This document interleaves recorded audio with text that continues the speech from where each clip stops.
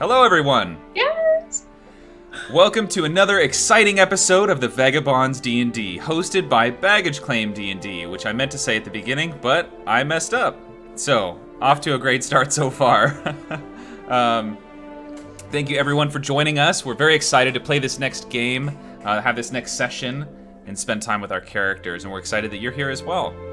We're very thankful that everyone has joined us, and our players are here. Unfortunately, I put this all in the wrong spot. Why does this look different and weird?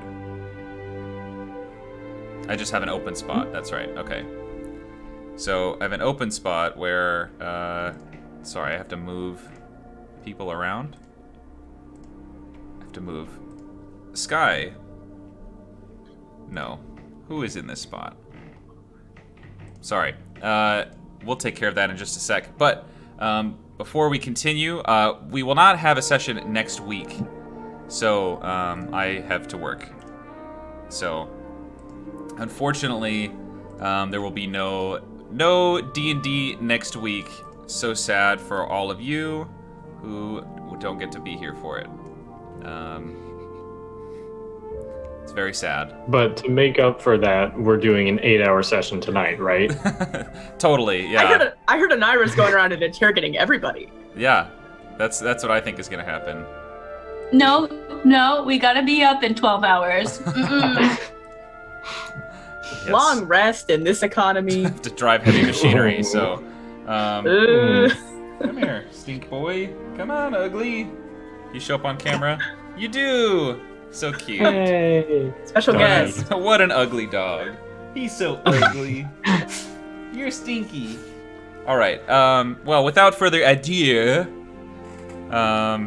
we're going to begin with a recap, except for, of course, our habitual and ritualistic throwing shade at Canada Dry for not sponsoring us. Still, can you believe it?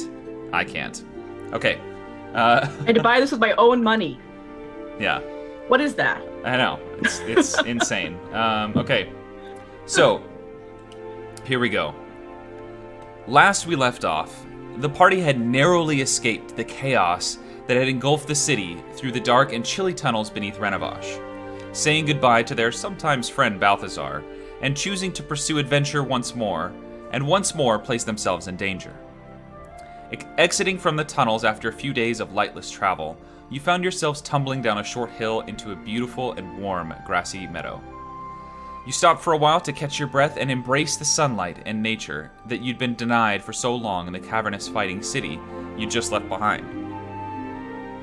Taking a look at the map, you reckoned the path before you and decided on stopping off in some of the smaller towns, Latchrier, Halistan, and Norial, on your way to answer a call for aid from Arcturus, the pale and somewhat out-of-place human man you met at your first celebration with the late Corzin Fatedraw back in New Calamon. Arcturus asked for the kind of aid the Vagabonds have apparently become known for, and gave instructions to meet at the ruins of the Order of Xenia Library, beyond the walls of Haversteep, and about a day's journey from the small town of Moorstop. Set on your journey and remaining cautious of Arcturus, you traveled out across the open wilderness of the Taurid Protectorate, enjoying the beauty and wonder of the land that you've been fighting in for more than a year. Traveling across the land has left you with a feeling of connectedness, both with each other and with the land itself, and it's become easy to understand the loyalty to it that you've seen across so many different peoples. You've made excellent time through your travels so far, and after a few days, you arrived in the industrious city of Latchrier. Finding it to be busy but hard-working, Kanan surveilled the tavern goers and learned that news of your deeds had already reached this nearby town, though the specific details were left out. Gathering some supplies for your future journeys, and consulting with some distant loved ones, you settled in for a night of rest before being rudely awakened just prior to dawn by a screaming steam whistle, and found the tavern on the first floor completely cleared out and nearly perfectly cleaned. You ate a hearty breakfast before venturing out of the city, only briefly considering stealing one of the enormous dinosaur creatures they use for transportation of goods.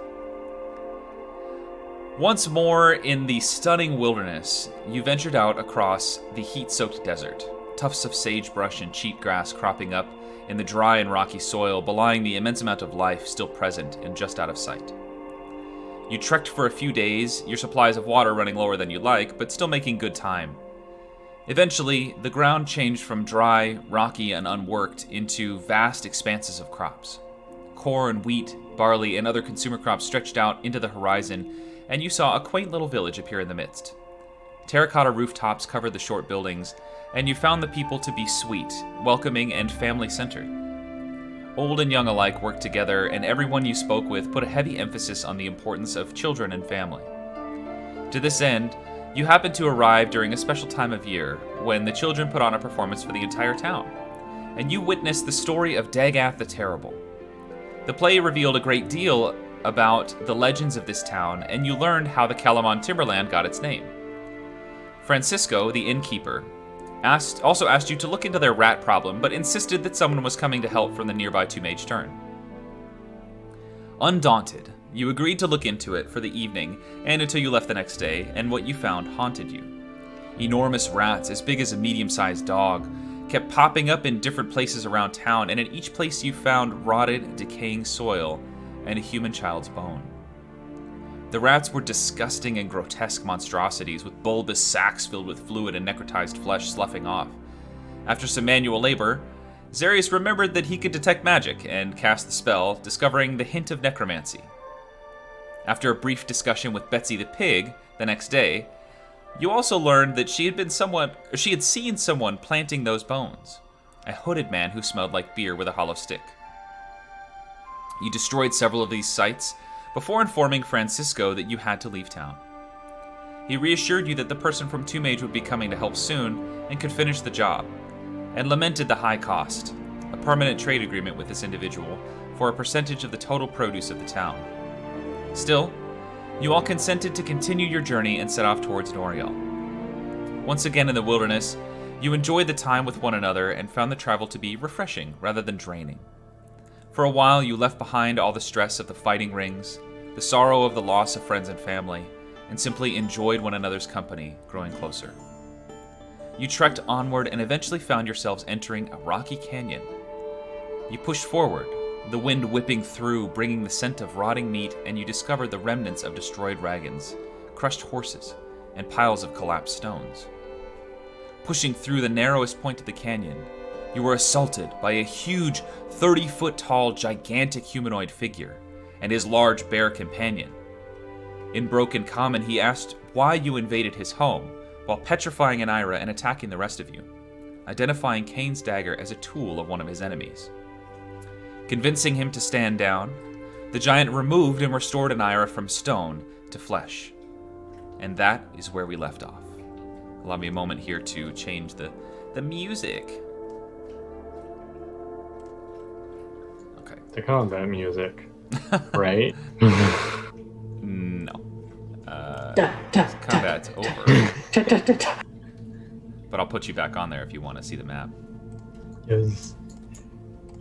Look at that man. Okay. Yeah, he's a big boy. Alright, so the giant stands imposingly before you.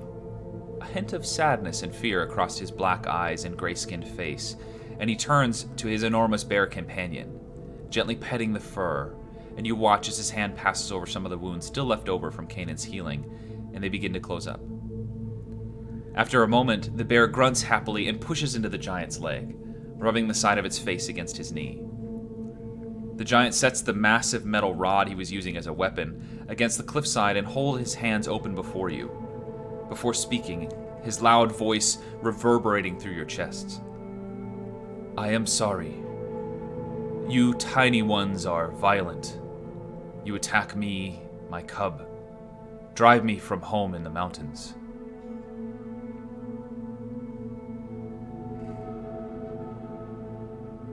We did? Or did Ones- someone else? Ones like you.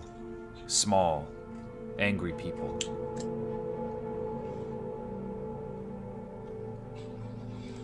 Well, I'm sorry. Do you have anywhere to go? Yes, I have a home here. And he kind of looks up towards the cliffside, but you don't notice anything in particular.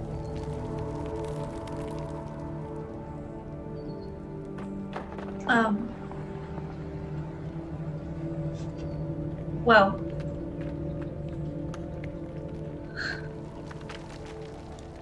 During this time, the bear had begun sniffing around the rest of you, especially you, Kanan, and is nuzzling and sniffing at your ears, trying to get at the back of your neck, and he's sniffing especially at your pack, apparently noticing those oatcakes that you got in Haversteep. They're good. Oh my goodness, that tickles. Here, wait. And she'll push it away gently. Okay. And she'll pull out her sack and grab 2 of the oatcakes and be like, now, here's one. It just mouths over your hole up to your forearm in its mouth. It doesn't bite on you, but just, and you realize now the size of this bear. Its head is easily the size of your torso. It's a big, big bear. But it just sort of slobbers all over your arm, and as it pulls away, you feel the cookie disappear. And here's one for you, and she'll reach up and try to hand it to Mr. Giant. He's still sitting with his hands open. He's crouched down on the ground, so he's closer to your level. And he holds his fingers out and just gently tries to take it from you. And he smells it and then just sticks it on sticks his tongue out and just... That's it. It's probably the size of a Mento for It's teeny, him. yeah. I will give you safe rest if you need. No one will bother you here. Safe from cold animals, other tiny ones. We'll give you food. And he gestures up the canyon a ways, kind of where he looked before. And at his pointing, you can now just make out the edges of a cave that are covered by some kind of camouflaged fabric. If he hadn't pointed it out to you, there is no way you ever would have noticed it. The cave itself is about 40 feet above the ground. The giant holds his humongous hand out towards you, as if for you to step on it. What would you like to do? You want us to get on your hand? It is a custom for my people to make amends for offenses. All right.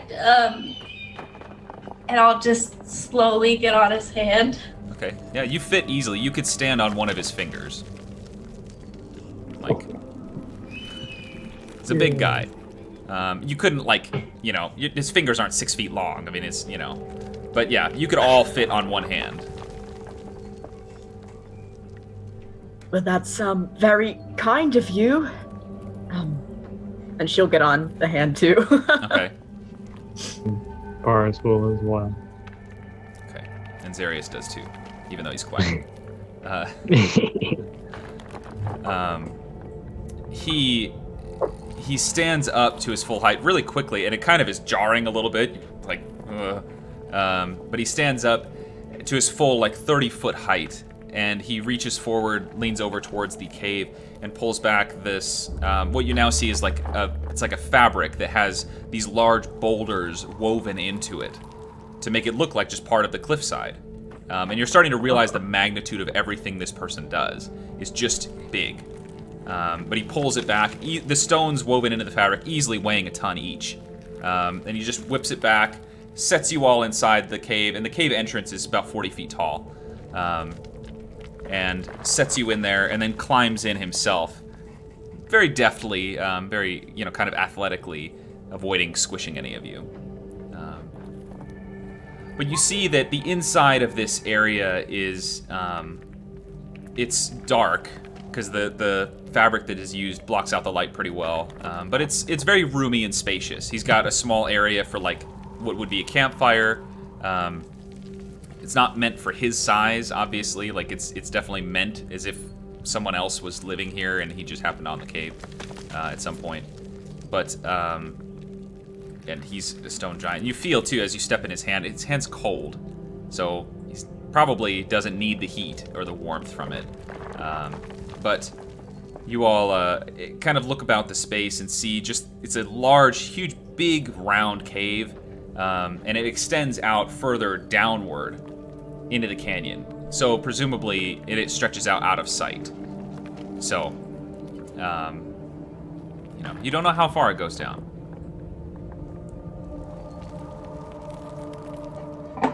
Well, this is really a nice space you have here. It's really impressive. Are there more of you? My people are few. We once had great empire across the land, but that was ages ago.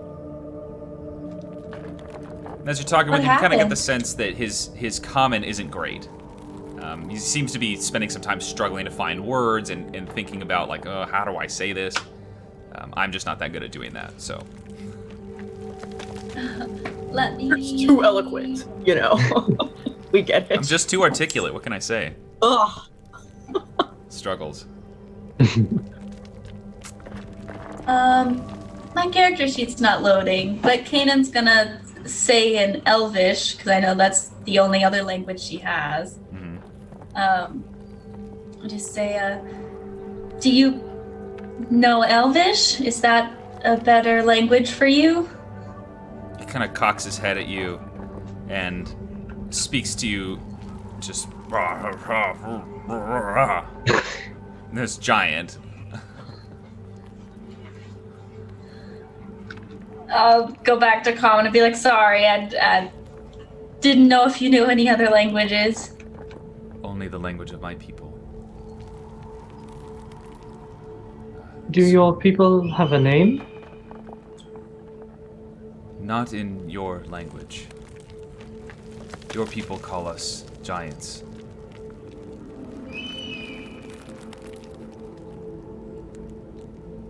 We call ourselves Davoshteth.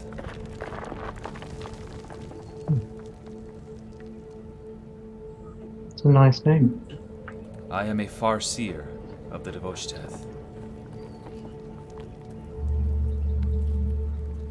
What does that mean? Our people have dreamers, would be a word in your language, that see beyond normal sight. I am blessed with this gift. What sorts of things do you see? We see events that have not happened. We see places we have not been. People that do not exist yet.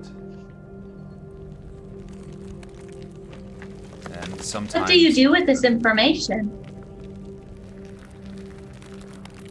Well, mostly, we plan. Our people once built the great works that you see around you. The canyons, the riverways. These are our constructions.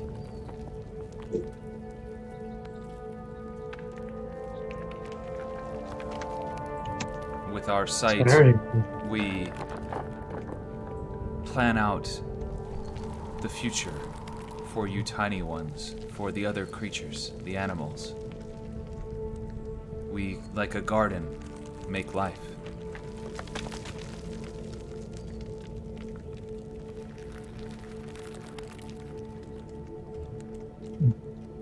What is your favorite part of your garden?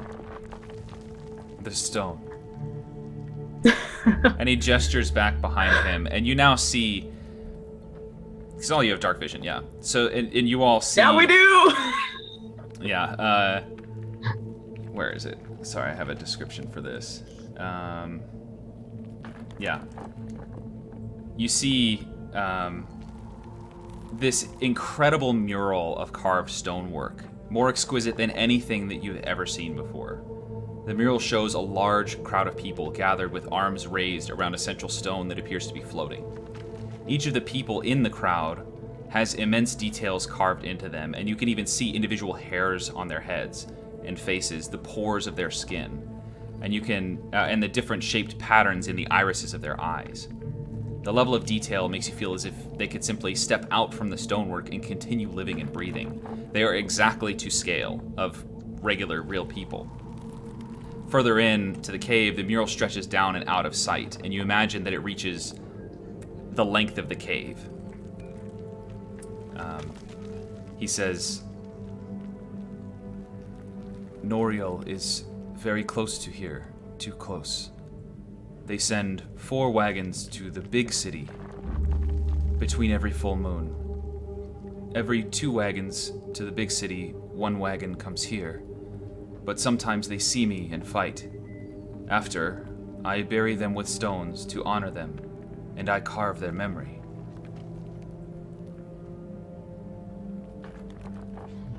Are these murals you've made their memories? Yes. But this mural will last beyond what their lives could have, and in this way, stone is my favorite. It's rather beautiful. It's not something to take for granted,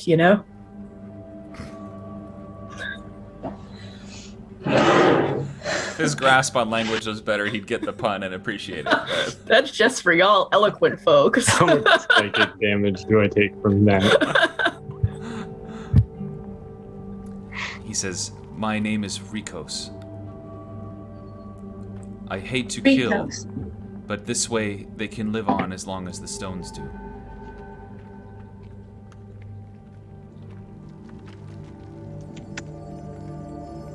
Have you ever done a self-portrait? One of you? We only believe in carving the memory of a person after their death. Are there others here that can carve you when you're gone? I am the last seer. Oh. At least that I know of.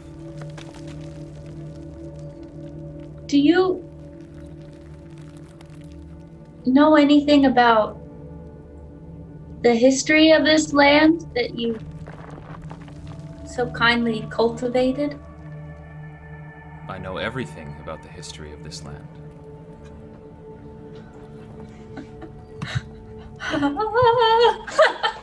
That's so exciting. Okay. So I hope I'm not pressing you for too much. But gosh, there's so much I want to ask you. Do you know anything about Gwendolyn Wildgloom and the Order of Xenia? He kind of he sat down cross-legged at this point, and he kind of leans back against the stone with his arms crossed and says, "You mean to ask about the tiny people?" Yes. I know nothing of the tiny people. Their squabbles are petty. I know of the land.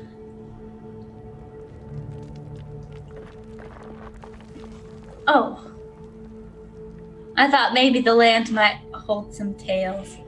The land holds But- many tales. What would you like to know? One second. Wait. About 20 questions, go.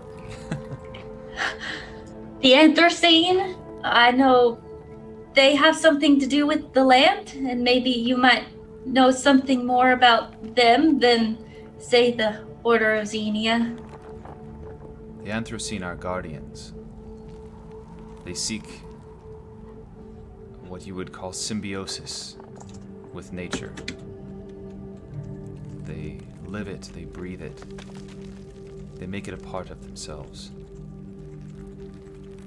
The giants respect the Anthracene, but they are not our choice. What do you mean they're not your choice? We were meant to be the guardians of this land. Oh.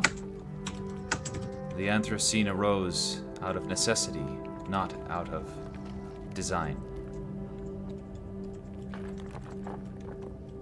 Too few of our numbers remained, and we could not tend the land.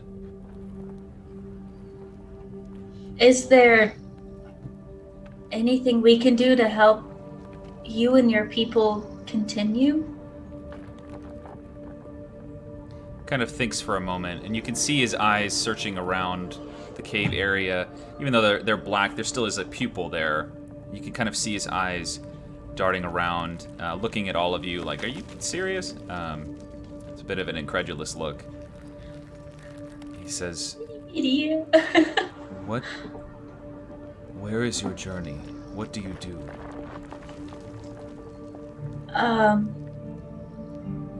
Well, I try to I don't know, record stories that I come across.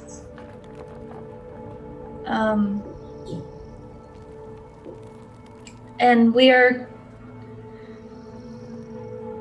kind of trying to help some of the things happening with the little people, as you call us. Trying to fight off some bigger evils. Well, big evil can cause destruction to the land. This I can support. Where do you travel now? The Haversteep. There's a friend of ours, or kind of a friend. We don't know. It might be a trap. But there's someone who's asked for our help, and we're meeting them at the ruins of the Haversteep Order of Xenia Library. Make a persuasion check. Oh, yeehaw. Oh, please load. I'll just roll a d20. My character sheet's not loading. It's only like an 8 or 9. You see 8, I think. You see a moment of recognition on his face when you say Haversteep. And he kind of avoids the question in saying, Haversteep, the land of the ill clouds. Yes. Yes, you have been called there, I see it. Prepare your hearts. I have gone to the ill clouds in my dreams. You will need to be firm like bedrock and fight for good. You will not have many friends. Rikos pauses for a moment, looking you all over thoughtfully, and says, I am sorry for what will come to pass. You carry a heavy burden.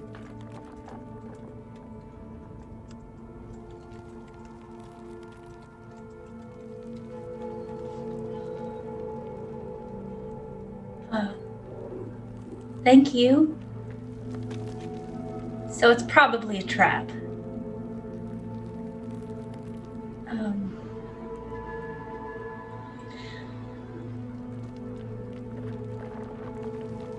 Thank you. I guess I have another question. Ask. Do you know anything about the Shepherd of Fire, or the someone who, I guess you may not know this person. I think they're a little person, but anything that happened around 25 years ago when the land changed ownership. You see, at the mention of the Shepherd of Fire, he gets a very suspicious look on his face. Immediately, his posture changes to very, guarded and not, defensive, but you definitely have said something that has sparked interest in his mind. He says, I know the Shepherd. Personally? I know of the Shepherd. Okay.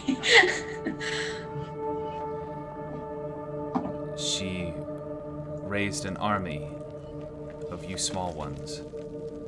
She fought, spilled blood all across this land until the land would take no more.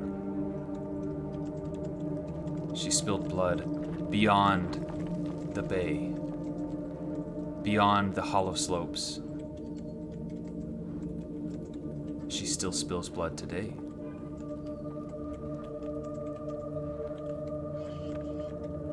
If she is who you are combating, you should be careful.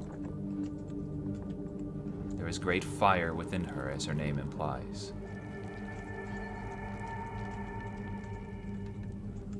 Is this the same shepherd from Takeo City? Where's the Takeo City? North of Haversteep in the desert, so east of here. Not Haversteep, Balderstep. So southeast of here. We're turning the map around. We're like, I could put you on the map. I mean, it doesn't have good directions, I thought but that whole Kanan thing does. about having. Okay. It's dark in this cave. We can't really see the map. What?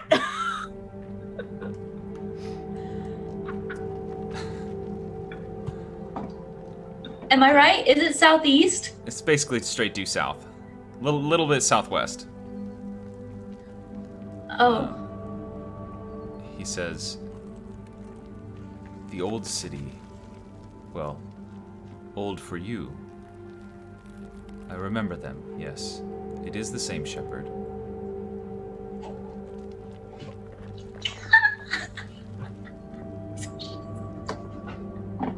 They used to feed from the Sea of Verstel and water it. Those were good little people, organized, orderly. But they had tyrants rule over them.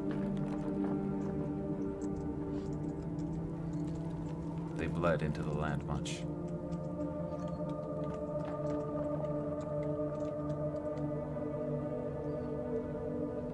would getting rid of the shepherd and the people she works with,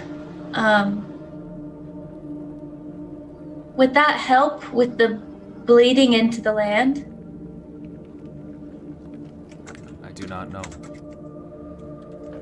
The small cultures always war. Seems to make no difference who's in charge or who's not.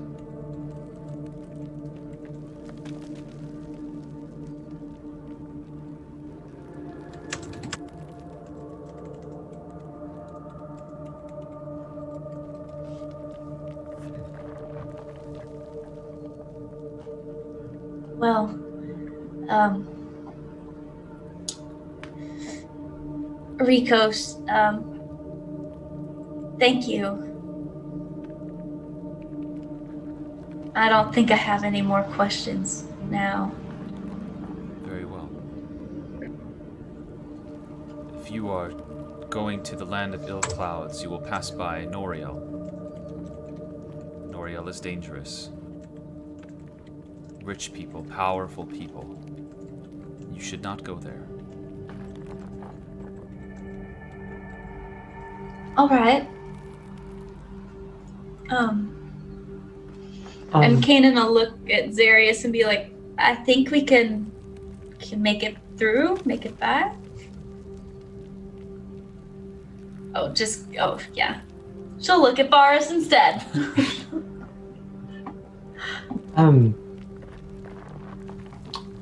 Would you be able to explain why we shouldn't go there? Are those people are they troublesome? They send soldiers to kill me. They exploit the land.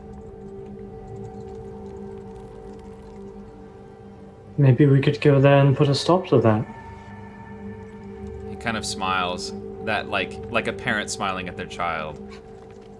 No, you cannot.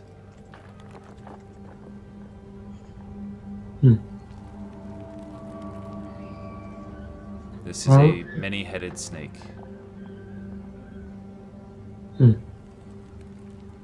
Maybe later then. But to answer your question, Kanan, I do think that we can make it. We might need to rely on Zarius a little bit and eat the mush, but could be worse. You can take these supplies. And Rico stands up and steps into the darkness. In 2 steps, he's out of your sight. And comes back with just 2 full wagons of supplies. Sure. And sets them down right in front of you. I have no use for these.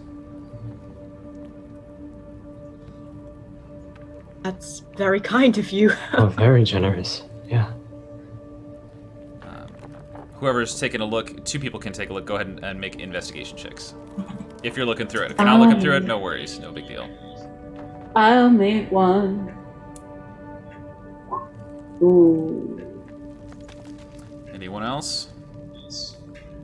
Yes.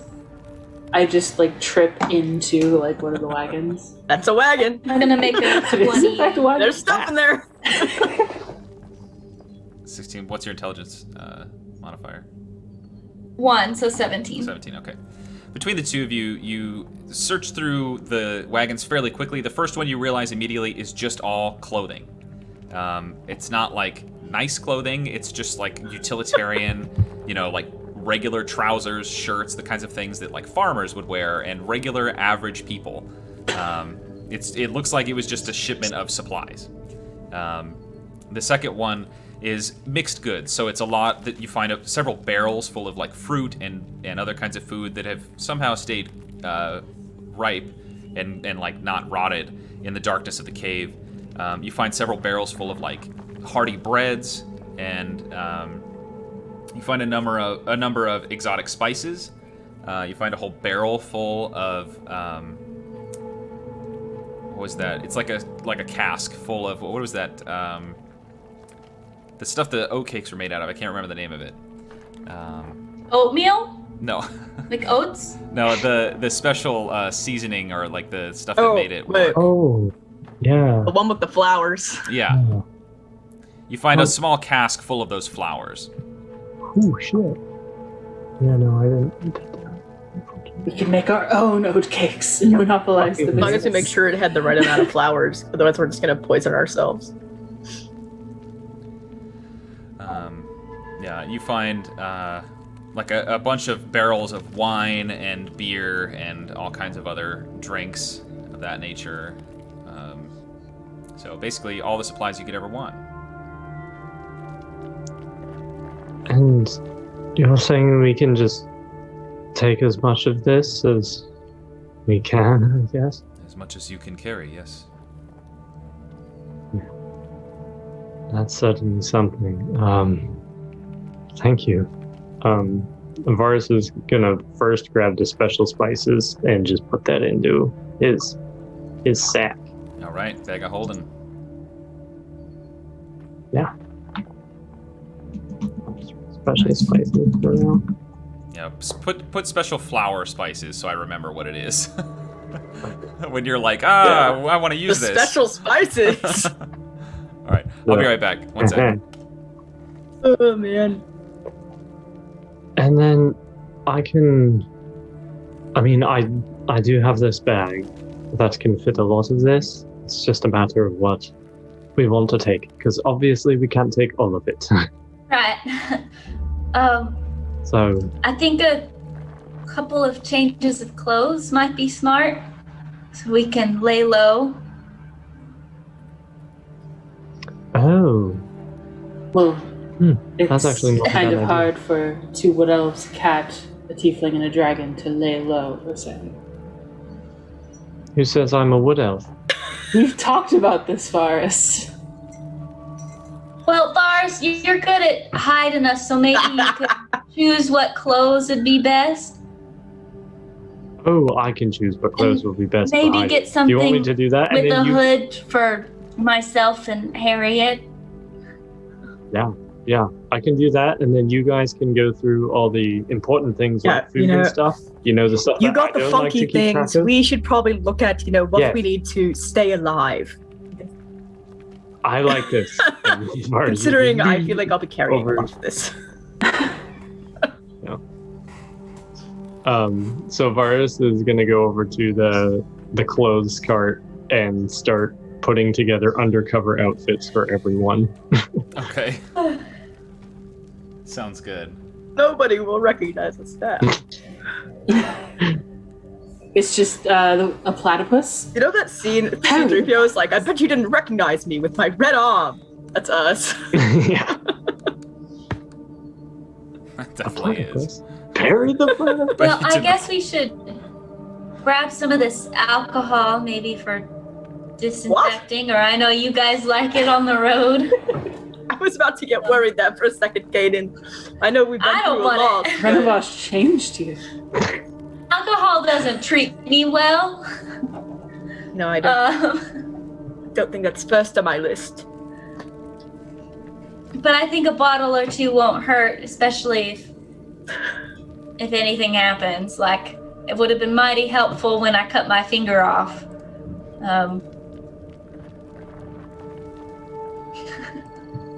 If it makes you feel better, I'm not gonna get in the way between you and a couple bottles of wine, Kaden. Oh boy. I was gonna grab, like bread, but I guess I could grab some fruit or something. I can grab some of the food. Okay.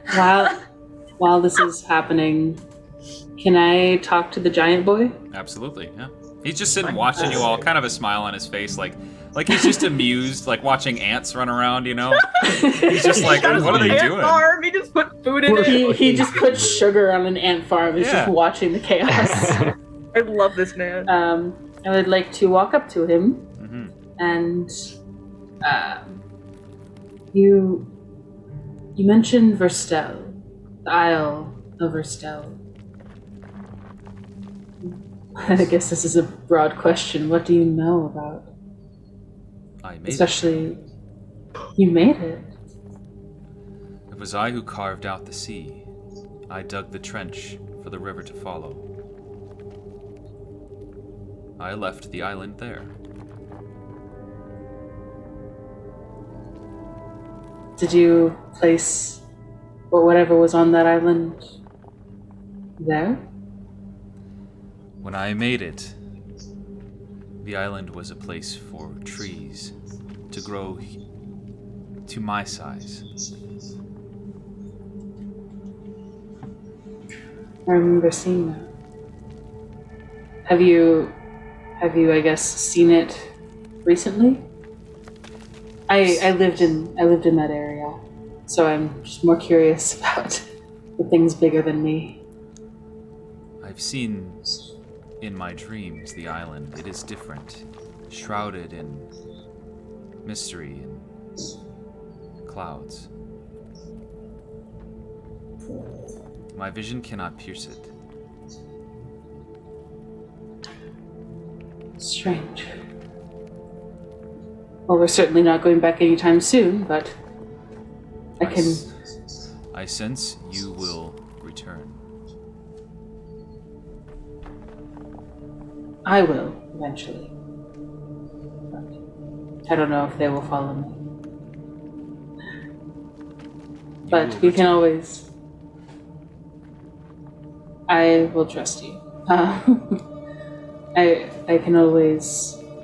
Because I'm sure I can report back, so to speak, as us tiny folk say. Your spirit will return.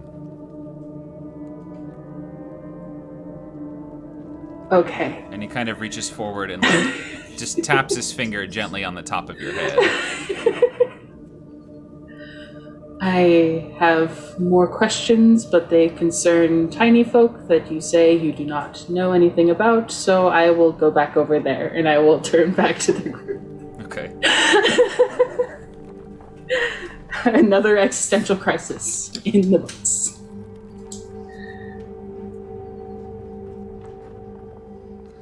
All right. Any other questions? I mean, this pilfering through the wagons will take you a little while.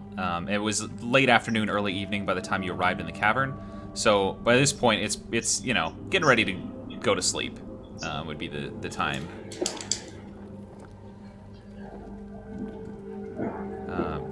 I saw that, Abby.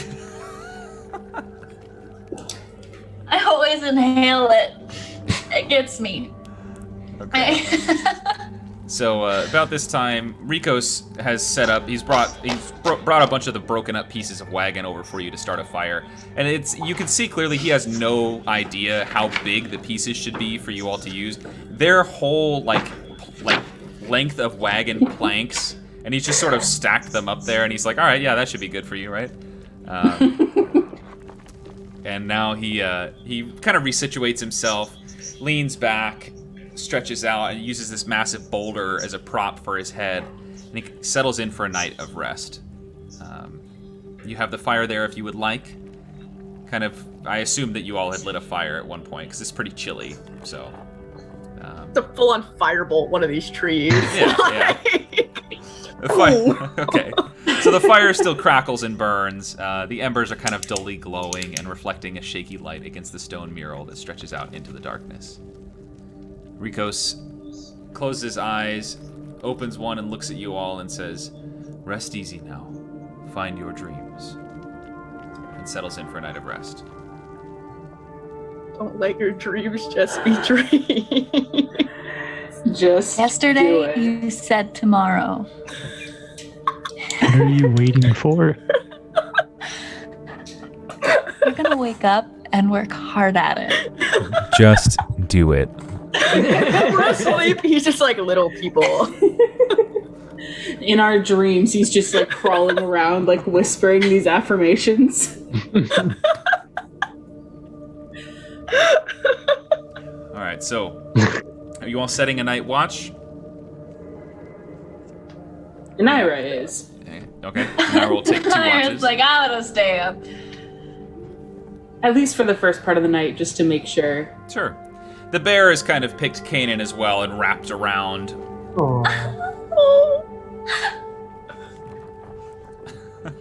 During the watch, can I try and speak Druidic to the bear? Just out of curiosity. Sure. I'll just say like, "Hey, can you understand me?" But in Druidic. Bear kind of just looks at you like, hmm? And it leans forward and just sniffs like right at your face. Just Hello. and then You goes really back love and, doing that with that and microphone. puts his head down. I do. And he just puts his head down and tries to go back to sleep. Oh, my dog came over here because I always do that to him. You summoned the dog. Okay, and then I will sit there staring at the wall for 2 watches. It's a beautiful mural to look at too, if you'd like. I will look at the mural. There's not much else to look at. There's lots of people, and you definitely, as you take a closer look, you see that they're all probably not as they were in life, but they're all surrounded, kind of praising this stone that's elevated in the midst. I guess it's nighttime. I can turn that on, but they look exactly as they presumably did in real life. I mean, you see people, and it looks like they could just step out of the stonework and continue living right on. But yeah, there's a pretty big crowd of people, so you get the sense either this guy has killed a lot of people, or these are just people that he has known that have died. Somebody's echoing. Jevin. I can hear myself. 3 of us all have our mics off. Yeah, I'm muted. So Oh, I don't know who I'm hearing then. Oh, Could it well. have been... My headphone is kind of near my microphone, but... I don't know. It's fine. Are you watching the stream in the background? No. Is it No. muted? I'm not. There's someone playing a lot of loud music outside, so that might be it. Could be. Anyway, all right. Someone's listening to our stream really loud Loudly, right your outside your neighbors. door. That's what it really is. Okay, so is anyone else taking a watch, or is it just Inira? I trust. Kanan's all Harriet safe would in the Harriet would stair. join Anira on one, on like Okay. the second one. Sure. Okay, so you get up, you have a If couple hours Anira will together. let Harriet. Yeah. So you have a couple hours together. Is there anything that you two want to talk about, or if not, we can move on to? I just don't want to rush anyone. Harriet would want to say something probably while they're, if Anira will let you. You know, Harriet's not gonna, if Harriet thinks that you're like, shut up, I'm trying to vibe with the bear and the mural. Yeah, she's largely just vibing, but not in the leave me alone way. She's just kind of like existing. You know. Naira, if you don't, you're just enjoying the ambiance, you know? I wanted to ask you something, if that's all right. I'm nervous. It's been on my heart, you know, as they say. I've just been thinking about it, and I wanted to how do you say this? I wanted to apologize to you for lashing out at you that other time a while ago now when you asked me about something, and it was very thoughtful. You were just thinking of me, which I really cherish. When you heard something you thought was relevant to me and my life, and I just am really sensitive about that stuff, and I'm sorry that I, got mad at you. I'm sorry. It's genuinely, that's my thing, not you. Yeah, and anyways, yeah. Your reaction was reasonable. I didn't think much of it. Well, I have. So I thought it might be like that, but I just wanted to say that because, there's a lot of people that I feel completely justified being angry at. I have no problem with that. Why are we pointing at each other? But you're not one of them, Anira. I don't want ever my anger to be directed at you, so never apologize for emotions, because if you feel an emotion, there's a reason, right? Well, sure. I do appreciate it. I appreciate the thought. Well, I appreciate you a lot, and I appreciate you asking that. Most people don't like to talk about that sort of thing, me included. So you being, I like that about you, Naira. You just ask questions like that, and it's important. I think that's important going forward too. We wouldn't. You can't discover what's wrong in the world if you're not asking questions, right? So. Anyways, I just didn't want to discourage you from asking questions, is all. I appreciate that.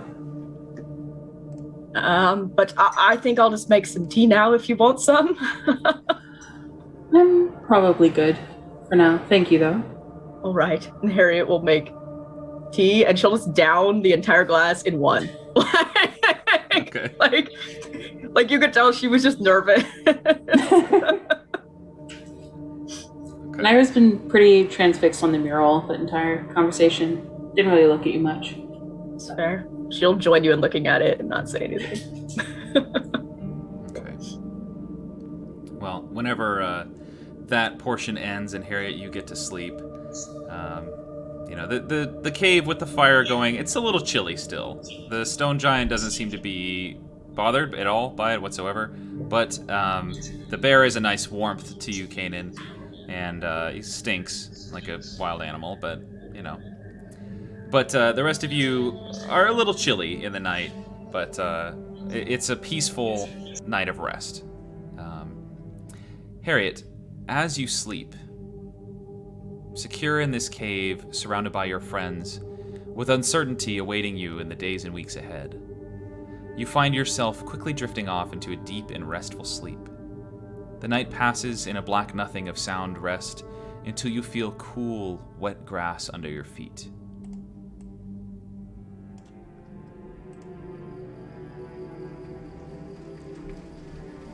The muddy ground squelches with each step you take, and you realize now you're walking slowly forward. Overhead, slate-gray clouds cry heavy raindrop tears down onto the already saturated ground, soaking you and your clothing through. Mostly flat plains extend out in all directions from you, the terrain in the distance being obscured by the downpour.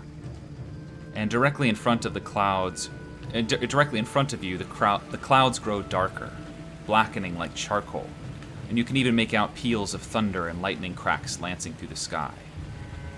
You trudge forward, unsure of why or what exactly is compelling you to do so. After a few minutes of walking, trying to understand where you are, you feel a sense of familiarity, of closeness. Warmth suffuse the air around you. You feel the closeness of your friends and feel the chill of the rain abate momentarily. And you notice that the blackened clouds have stretched their inky fingers out towards you, tainting the sky above your head with the char. You walk onward, cautious but continuing, and in a flash, deafening lightning crystallizes the muddy ground near and behind you, instantly transforming the earth into a latticework, demonstrating the beauty and power of nature. The heat from the blast feels almost refreshing for a moment against the coolness of the rain, but when you look closer, you feel a tremendous sense of loss. Grief nearly overtakes you, and the warmth from your friends has abandoned you, leaving you cold and alone in the pouring rain. The heaviness in your chest is nearly unbearable, and you drop to your knees, muddy water splashing up around you. You raise tearful eyes toward the sky and watch the black clouds recede back to their place, and enormous mountains rise in the distance, looming over the plains with an oppressive air about them. Then, a voice, distant and foreign, calls to you in a whisper, the noise of it passing over the great plains about you. It makes no words, but you know it to be calling your name, a name you've not heard for many years. Resolve fills your heart, competing with fear. You rise to your feet and take a single shaky step forward before waking from your dream and finding yourself in the cave with your friends, smoldering embers gently crackling in the fire pit nearby.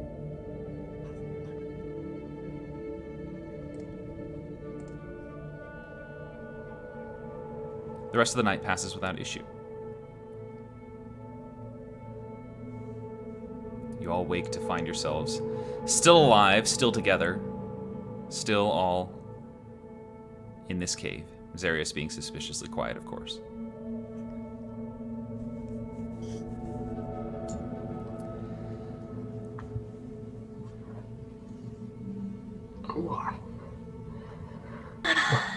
Well, what's our plan? Tea and then leave, or do we want to hang out with Rikos a little longer? Long enough for tea and some oat cakes. And How many of those do Kaden you will have get up. left? I have 15 left. Make an investigation check. I was gonna feed it to the bear. No. Okay, 1 second. Investigation. Wasn't the bear, it was us in the middle of the night, and Ira and I. We have Rico's just 15 eating left. them all. Try it again. You look and you find you've got 3 or 4 left. And the crumbs of a whole bunch more. Well, I did have 15 left before we went to sleep. But it seems I only have 1 left and 2 for the bear, so... Who would like the other one? The bear Oh, it's all right. reaches out to try to grab it with his lips. Hold up, you get 2 anyways. And Kaden will feed it that one and be like, all right, someone else. It just With tries our to other grab hand. your hand and pull it. I'll take it from Kanan so the bear stops trying to maul her. And then I'll give the second one to the bear. Just eats it, sniffs all at both of your hands, sniffs your face, and then just gives you this big lick all across the side of your face. Kaden's just gonna rub its face. Just like at the jaw and behind the ears. Okay. Rikos, you see, is unmoving as stone, just opened his eyes and had been watching this whole thing. And you see him just smiling, watching the bearer, you know. I love him.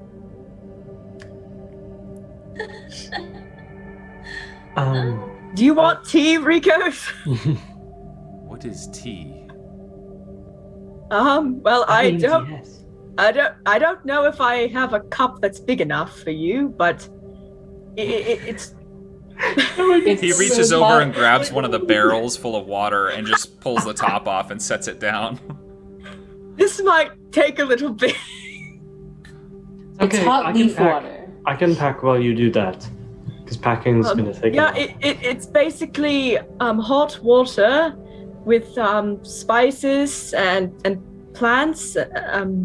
So I don't know. I just find it really calming. The whole process of making it and having it. It's more than just drink, you know. I will try. She'll work at this barrel of tea. Okay. You do find a whole crate full of like different tea. You know, they're just generic run-of-the-mill teas. I don't personally know time. enough about teas, but it's just like the regular what you would find in any given bar, tavern, or restaurant. Celestial seasoning. It's just like the most basic, generic, whatever. But you find a whole crate of it, so load up on whatever you want. Okay, we're gonna make this giant tea brew. She's coping right now. This is it. Okay. Yeah. So Harriet's working on that. Varus, you're packing stuff into the bag of holding because it's all got to fit in the opening of the bag. So Yeah. no stuffing whole barrels in there, but Yeah. No. okay. Kanan, come help me with this. What did you all decide to bring while I was making your outfit? Here, and Kanan will run back and grab all of the bread and dried fruits and everything that And the they've got, alcohol. specifically dried apples, because they're really good. Okay. So, I imagine Kanan just pitching this, like, you know, just throwing everything Yeah. in, using the monk skills. As fast as she can, Yeah. because she wants to ask Ricos more questions. Yeah. So bread, apples. Was there alcoholic beverages? I specifically remember Yeah. there being alcohol. Yeah. A couple bottles of alcohol. Okay. Anything So else is Kanan, important? not Kanan, Harriet can mix it in with her tea. It's just used our entire stock of tea for this man. Bone slap. I love the Bon Appetit memes. I think those are so funny. Okay, all right. So you're packing up everything. Okay, great. Sounds good. And Harriet's working on brewing this without bursting the barrel. She's definitely like, this is her coping. Yeah. From Okay. her. Like, she's weirdly into, like, focused on it. Okay. Yeah, very obviously to everybody, right? You're not. I mean, Harriet's acting differently than normal. She's being a little, as the kids say, sus. Okay. All right. Just so the rest of you know, so that you can react accordingly. Yeah, she's definitely, like, more hyper-focused. Like, normally, you know, she'd be making tea and, like, chatting. This is, like, weird-ish. Is it similar to how she was acting when we chatted overnight, or is it? No, but it's similar to how you've seen Harriet be a sensitive gal before. So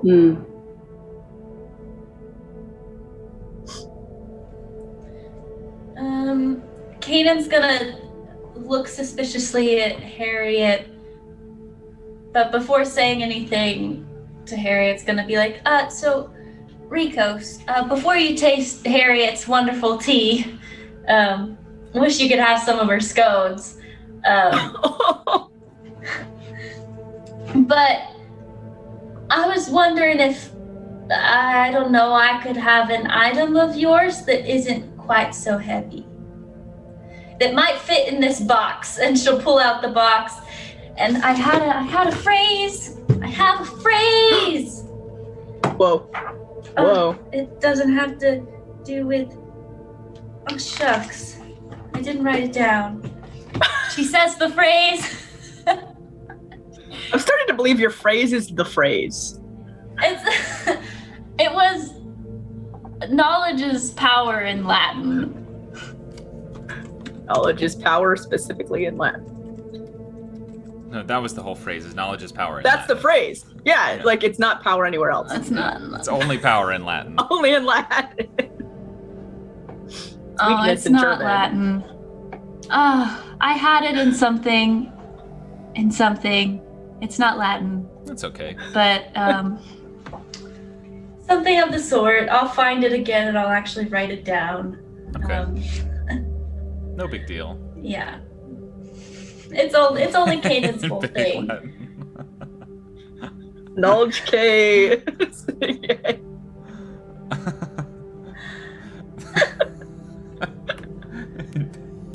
Arian Okay. reveals her secret that she's hiding. She speaks big Latin. Yeah, that's what it really is. Okay. All right. So you say the Riddick phrase is "open the actually box," just taking- and he says, "An item. For what purpose? Do you need a weapon?" No. To remember you by. I'm working on being able to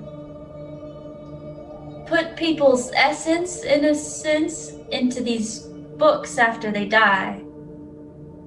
It kind of like this, and she'll pull out the book about just the plain guy's life that she's had. Mm-hmm. And display story Okay. Yeah. in front of him. He sits enraptured by it. He's completely mesmerized. At the conclusion, you close the book, and he says, "I didn't know." You didn't know what? I mean, I didn't know this guy before I wrote the book, but You have the gift. what? I've heard stories. I thought they had all died. What gift? I'm not gonna kill my friends, am I? No. You will learn. I didn't know it was you. Here, and he reaches into. He doesn't have like a ton of clothing or anything, but he reaches into like one of the sides of his pant things, and pulls out. And you see it's in his hand. It's like a little like a twig doll, you know, like a doll that a kid made and they just tied up. But he pulls it out, and it looks, you know, this big for him. And he goes and brings it down to you, and it's about half your size. But you see that the doll itself has like a necklace on. It's like a ribbon tied around the neck. And he says, "This was from my daughter."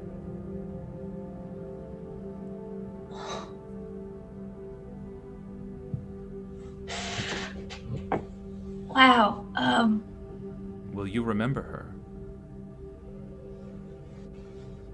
I will. It'll take some time to be able to do this, but I understand. What I do in stone, you do in the mind. You have the gift.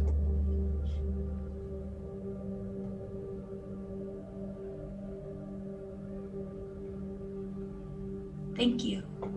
He sits back, kind of just in wonder, looking at you.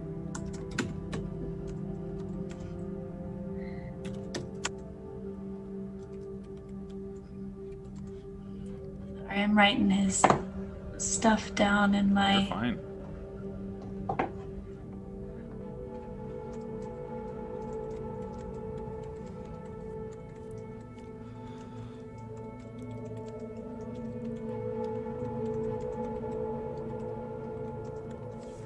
So, anyone else have anything they want to do before you all head out? Oh, Harriet's gonna go give him his tea. Okay, yeah, Like, great. Yeah. Arms around the entire barrel. He reaches down and takes it from you and sniffs it, and at first he's kind of like, he sniffs again, he takes a little sip, and he goes, "Oh." And then he just downs the whole thing and sets it down. That was good. I'm glad you think so. You know, tea, like I said, it's more than just you know, leaves and water. Someone I was really close with, they always said, when you make tea, that you pour your intentions into the cup or the barrel in this case. And I always try to do that. You know, it's just a way to, I don't know, ground yourself or be more solid, like you said. Yes. That's what I do with tea. You know, it's my she's like trying to think of ways to explain it, you know, like foundation, Did I do it right? Yes. I think you did. I did tea right, yes. Yes. Well, thank you. I did have one question. You said you do dreams? Yes. Is it normal for when people stay here with you that they have dreams Well, that are vivid? says, well, and looks over towards the bear and says, I haven't had a companion that can speak in quite some time. In my experience, no. Well, I just say that because I had one and that's not normal for me. That's all. Dreams should be heeded. Trust your friends. Oh, I thought you meant heated like tea. Oh, translation error. I do. So. Tell them. Works. All right.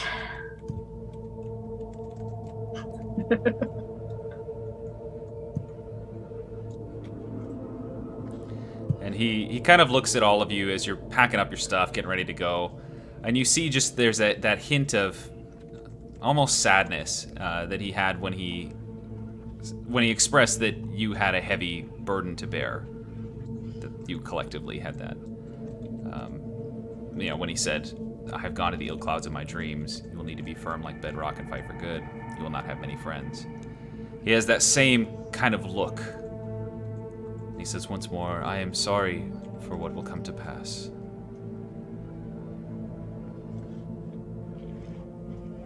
Nothing we're not used to at this point, really.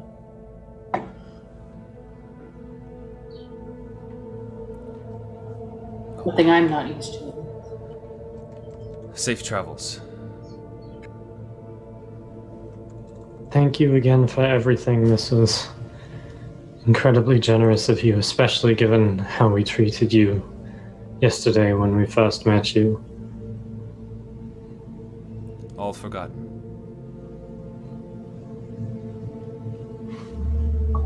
I'm sure that we all feel the same way. Except the good things. We remember the good things. Of course. And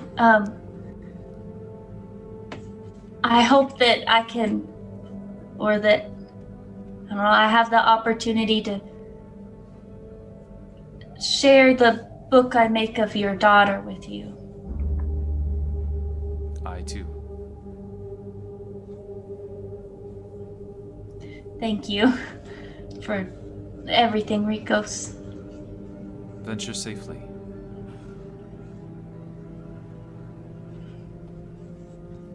So, y'all heading out? Yes. Okay. So you head to the mouth of the cave, and while Rikos has quickly ventured further in, descending into the darkness and out of sight, the bear shortly in tow. Pushing aside the large stony flap where you can, and squeezing out onto the small jut of rock that sticks out, so that you can get a look at the rest of the world, you realize that you're still pretty high up. You're about 40 feet above ground level, and that Rikos is already gone. So, what would you like to do? Can I wild shape into my giant eagle? Absolutely, yeah. And like one by one, just carry everyone down, or like however many people I can comfortably fit in my talons? Sure, yeah. Handoff moment. Yeah. Yeah, it wouldn't be a problem to do that. It wouldn't take you too long. I mean, it's 40 feet, which is a lot for a 6-foot person, but it's not that much for a giant eagle to fly back and forth. Yeah.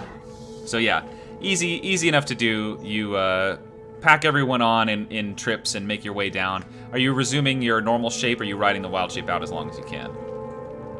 I'll stay an eagle. Why not? Okay, yeah. It's fun. Sounds good. So you venture out from the small canyon that you've been traveling through. I guess I didn't tell myself to change the music. There we go. You venture out from the small canyon that you've been traveling through, desert plants sometimes crunching underfoot. And you eventually emerge back out into the rough wilderness that you've become somewhat accustomed to. You do find a fairly well-traveled path of hard-packed dirt with lots of runs and obvious wear from wagons and pack animals. And following the path up with your eyes, you see in the distance majestic-looking peaks of tall towers poking up over the gently sloping hills.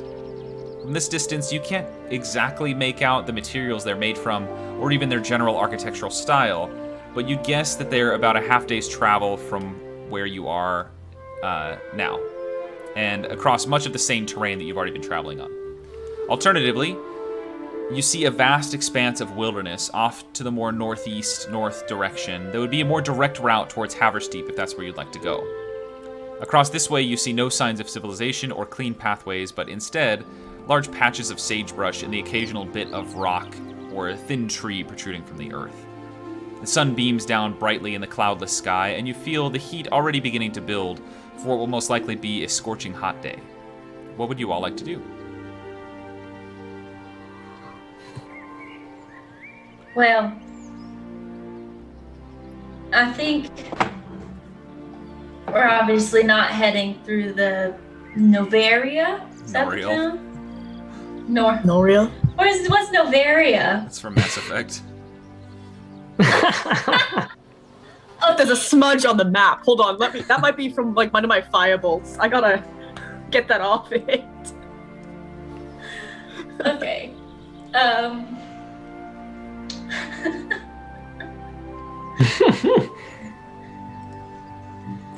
No, but I definitely agree with not going to Noriel.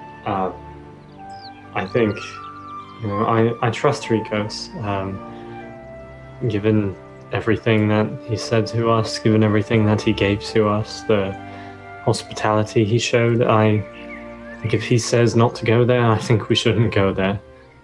Yeah. Plus, I mean, we hate stuffy people like that anyways, so just...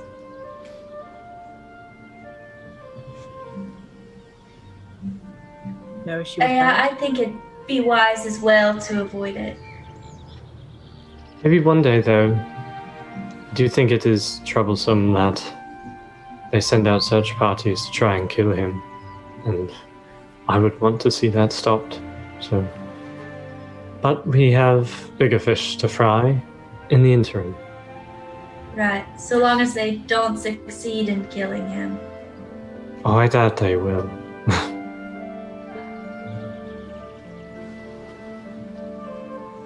Alright, so you're venturing out across the wilderness? Yes. Okay.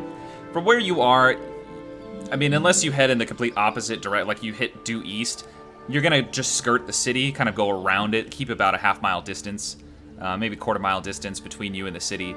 So you'll still be able to see the outskirts of it as you travel. But you make your way along. Oh, hold on, I gotta change the music again. Whoa. Yeah, patches of sage and scrub grass are everywhere, and you even catch the odd rabbit, lizard, and snake skittering about in the wilderness.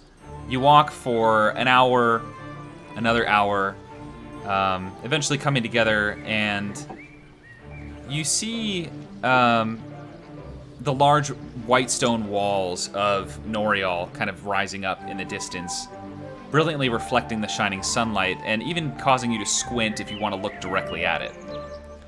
The caps of the towers that you saw before, you've seen rise up even higher as you've grown just a little closer. and you now see that they're scattered throughout the city. Each one is sort of a gaudy display of wealth and excess, with elaborate hand-painted designs that you can make out even from here. You also notice some movement across the top of the wall and within the towers. And you see a flurry of activity before the gates nearest by you open up, and about a dozen fully equipped soldiers on horseback burst out and begin charging across the wilderness towards you. Their weapons remain sheathed, so they're not like, it doesn't look like they're charging to attack you, but they're just running towards you. What would you like to do? Hide? There is nowhere to hide. It's just desert. Okay. Not like sand dunes, but, Behind you a know. cactus. Yeah. No one will notice this green dragon woman.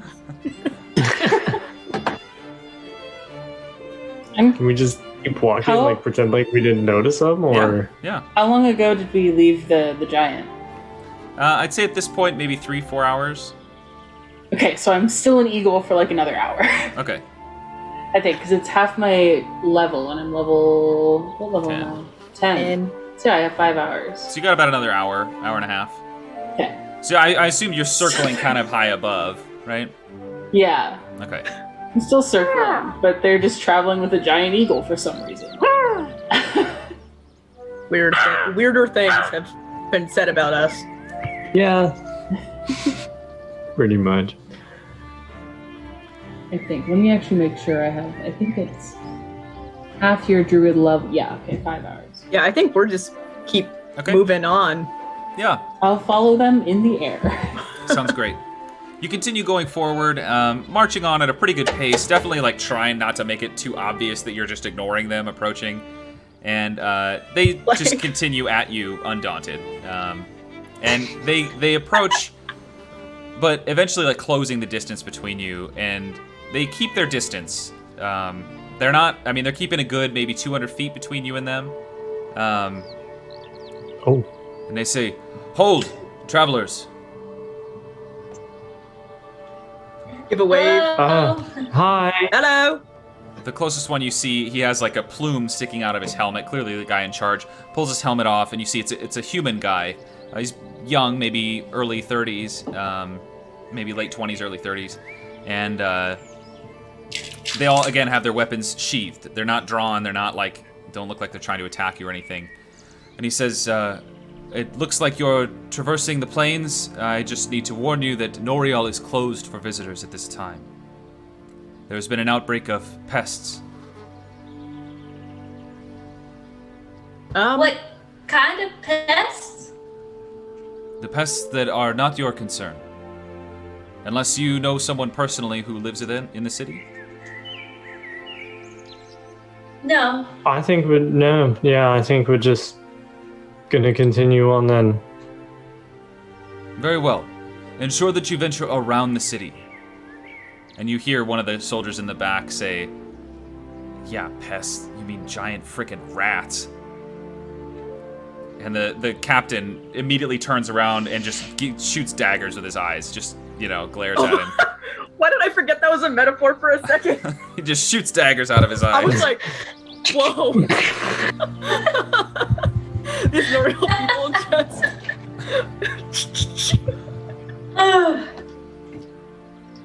He says, "Thank you for your cooperation. We have this situation under control. Please visit Noriel another time." Gladly. Alrighty. Very well. Yeah. And he turns his horses around and they rush off back towards the city. And you get the sense that that's their job, is to go out and tell people they can't visit for now. So. Okay. It's not like we weren't already like walking around their city. Could be going to the other gate. You don't know. He doesn't Gotta know. make sure.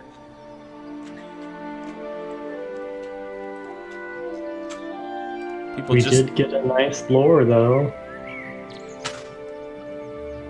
All right, so back to this one. Okay, so as you travel, you just enjoy the beauty of the natural world and enjoying each other's companies. On your first break, As you throughout the travel, about a quarter, maybe halfway through the day, you decide to take in your surroundings and make 2 perception checks. Just 2 people. Got that feeling where you just gotta look around? I've got eagle vision, not anymore because I'm not an eagle, but I'll do it. You all doing perception? How many? Just 2. Okay, never mind. I don't have a feeling at all about looking around. I don't know what that was.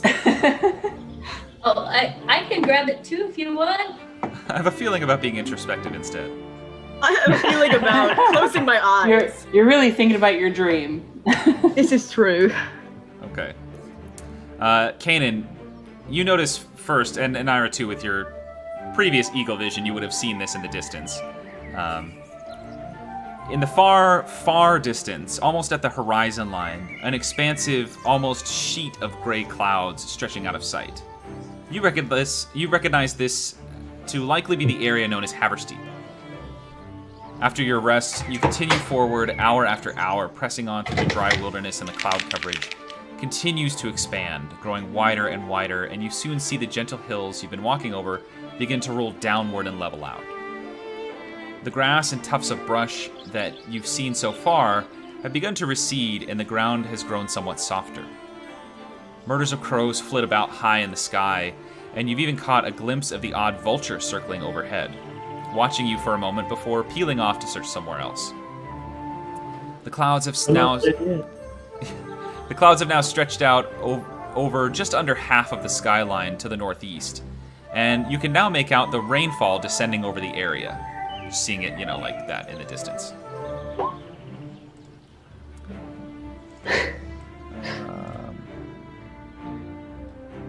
I imagine this is the clouded area that Ricos was talking about. I'm getting there, Anira. Calm yourself. Let my queen process at her slow rate. I think so. Those clouds were in the dream I mentioned. I think you probably heard that.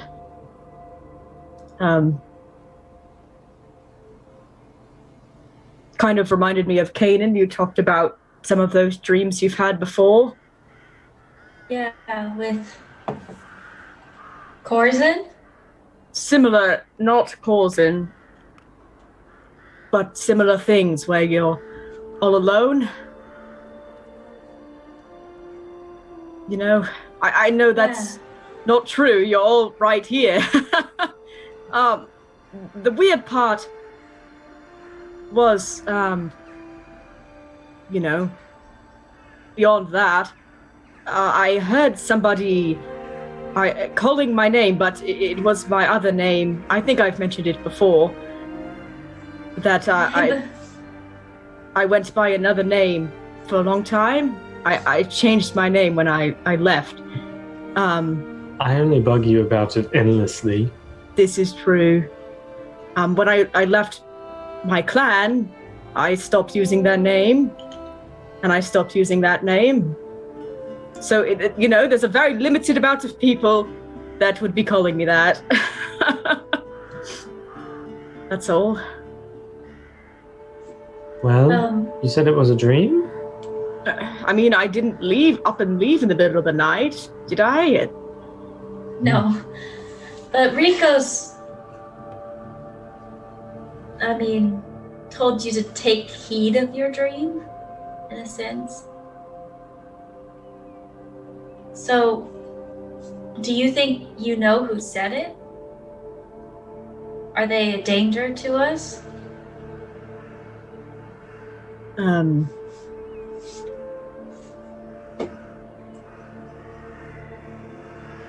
I don't know. I don't think they're a danger. Well, maybe we'll find them here? Or would this be like people from, I don't know, where you lived? I don't know. Family member, a lover.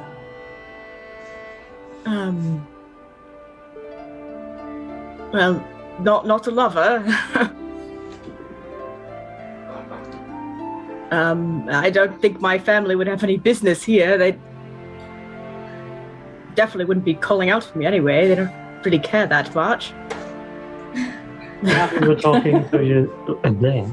What if you were talking to yourself? I do that a lot. Maybe, but I wouldn't call myself that name.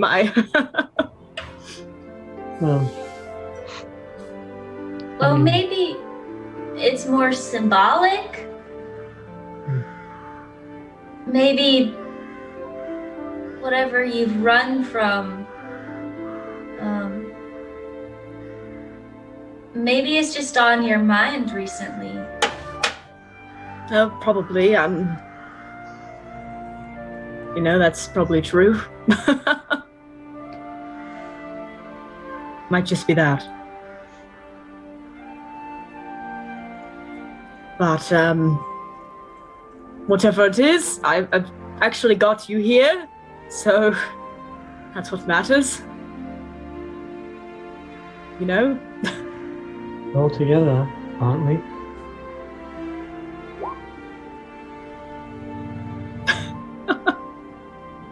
Lyra, you... You good? You're a very interesting person. Is that a good thing, Lyra? Depends on who you ask. I'm asking you. You're interesting. I'll take it as a compliment. I don't know. I mean, I don't think dreams of storm clouds are the most interesting about me, Naira. That's a bit sad. Well, we'll keep our eyes out for any Dragonborn in the area. I'm assuming your whole clan is Dragonborn? Mm-hmm, yes. There was tell in the lab notes of a Dragonborn that's working with our lovely lady. Well, pulled into working with our lovely lady. Our lovely lady? Shepherd. I don't want to call her that name just out in, We're in the middle of nowhere. Who's gonna hear you? I don't know. I mean, Besides, other people talk about the shepherd all the time. Corson heard things we'd never told him. Yeah, but That's a mind control he thing. Corson. All I know is it really messed with my mind, so... There was Yes, talk he in was. Kellen's lab notebook of the Dragonborn that was one of his biggest successes. Right. Well, We shall see, I guess. that can't be. There's lots of Dragonborn clans. There's one, there's many. That doesn't mean it's Harriet's Dragonborn. I never said it was Clan. Harriet's Dragonborn, I just said it might be relevant. Well, it's sad either way, whoever it is. And Besides, yeah, I'm not even sure if that was 20 years ago. I don't know if they'd recognize me swinging a gun around and all that. You have gotten a lot more badass in the last however long that I've known you. you have a gun now. I mean, that. You know, I mean, they weren't we've almost new to me been- blowing things up on accident, but maybe more intentionally, sure. You'll be blowing up Zarius's ears. I hope not.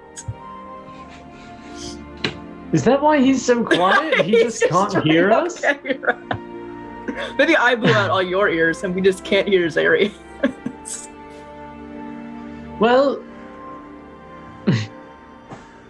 All the vagabonds just travel around with full-on ear protection now. Did we yeah. leave him in the thing. cave? Oh no, he's Still right there. sleeping. Yeah, he's right. He's in the back. Yeah. Okay. I've got him in my arms. This 6-foot tiefling. He's a skinny little man.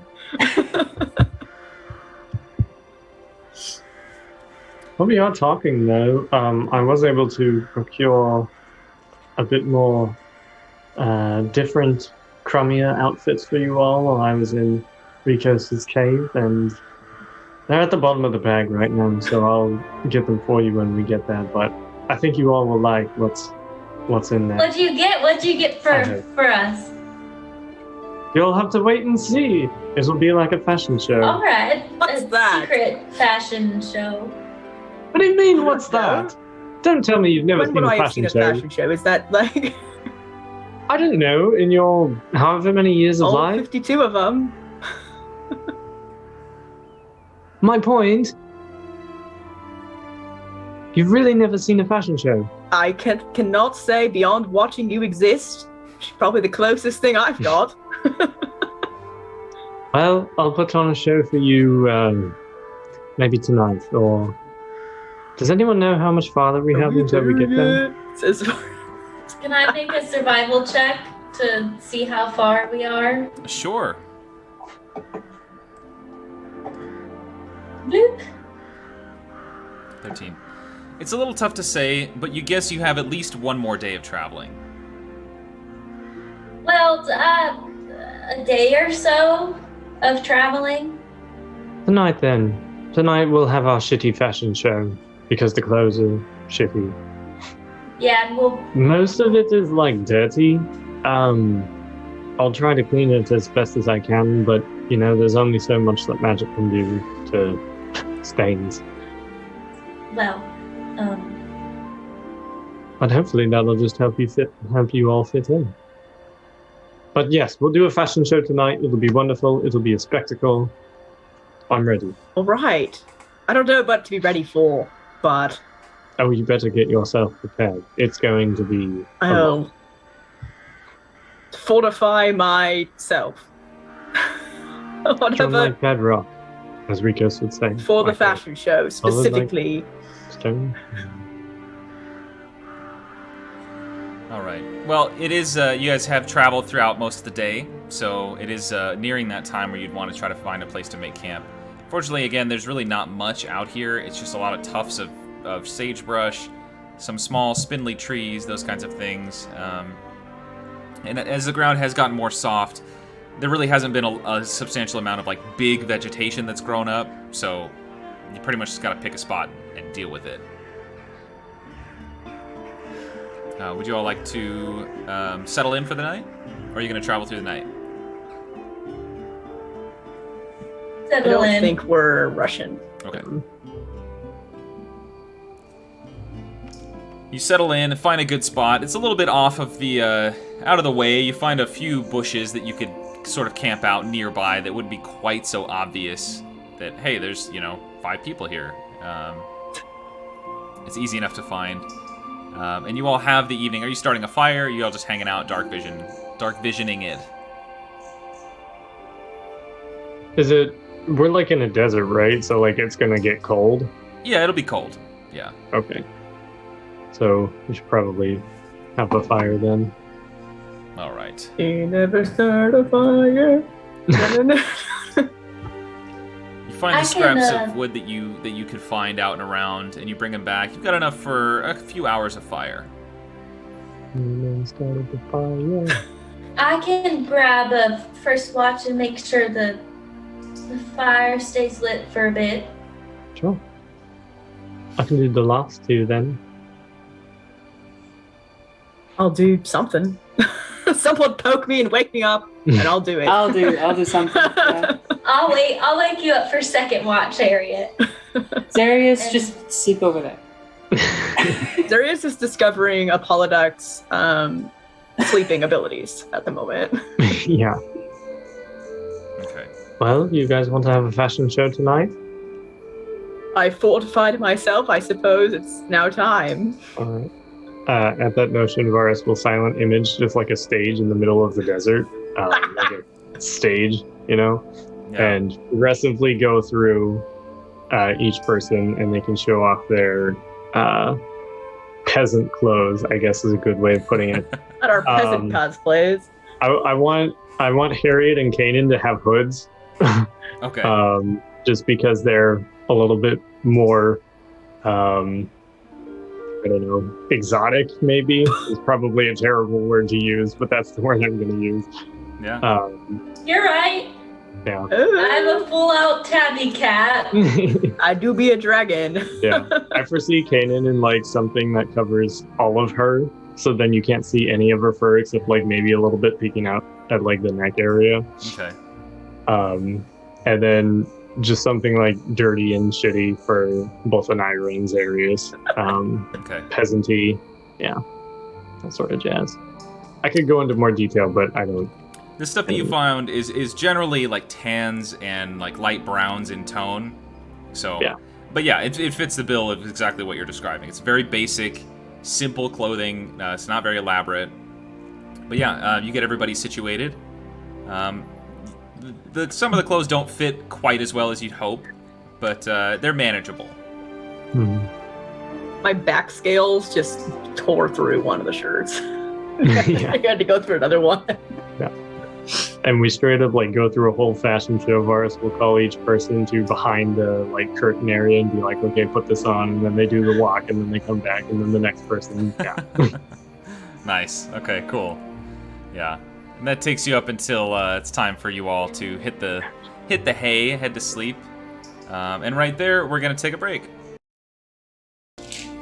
Hello, audio is on, and we are back. I guess we're like a minute early, but deal with it. We also may end a little bit early tonight, so I hope you're ready for that. Okay, well, we're going to jump back in. So you all had found yourselves in the wilderness, traveling still at an evening where you had a fashion show, and you've set up watches. The night passes really without issue. If there's any conversations any of you would like to have, absolutely feel free. I don't want to rush anyone, but also I'm not gonna really throw a bunch of small-time bandits at you for fun, because it's, you're level 10. Be over in a second. In the chat for the bandits. Yeah. That we just shoot their heads off. Coordinate to destroy 2 imps in the hells again, Right. We see like a regular sized rat and freak out, and we're like, we just go overkill on one tiny normal desert rat. Level 4 guiding bolt or whatever. Is that a single orc with a sword? Better We watch just adopt out. him. We'd be like, tell us about your childhood, King. What made you do this? But all right, so you awake in the morning, and I'll switch so the cricket noises aren't on anymore once I can find my mouse. No more crickets, only cicadas. That's right. And you find yourselves out in this wilderness, continuing on the journey towards Haversteep. You begin traveling, and you're making pretty good time. The food that you got from Rikos is keeping pretty well. The bag of holding is not quite a refrigerator or like a sealed, preserved container, but it does only have about 10 minutes of air in there for a human being, so I figure, it can only rot so much at a time. But about this time, still in the distance, you make out hard, jagged-looking stone walls rising up from the darkened soil. You're not quite sure how tall they are from this distance, but you'd guess 2 people could make an intelligence check to find out. If you want to. If it's not what your character would do, Make I'll Just if you're try curious. it. Intelligence. Things involving intelligence? What?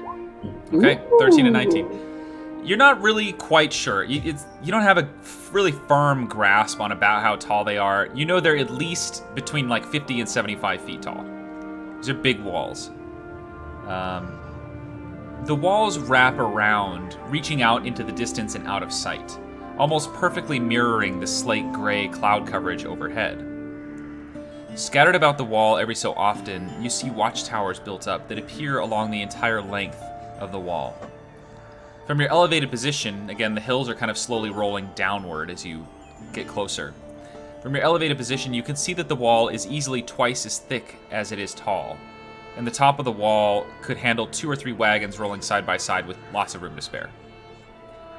Beyond, even through the haze of rainfall, you make out what must be the Rimis mountain range, looming imposingly over the shallow valley. Lush green grass and thick vegetation fills the area behind the wall, but much more than that is obscured by the rainfall.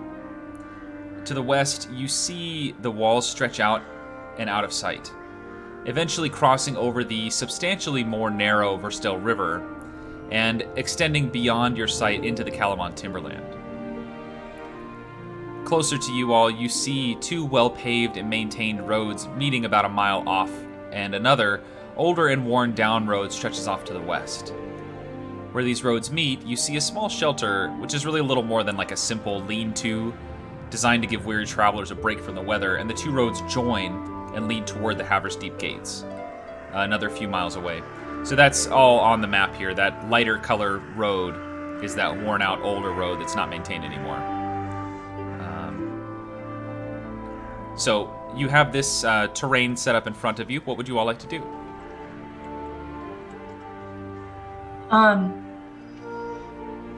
I'm assuming that massive wall is Haversteep.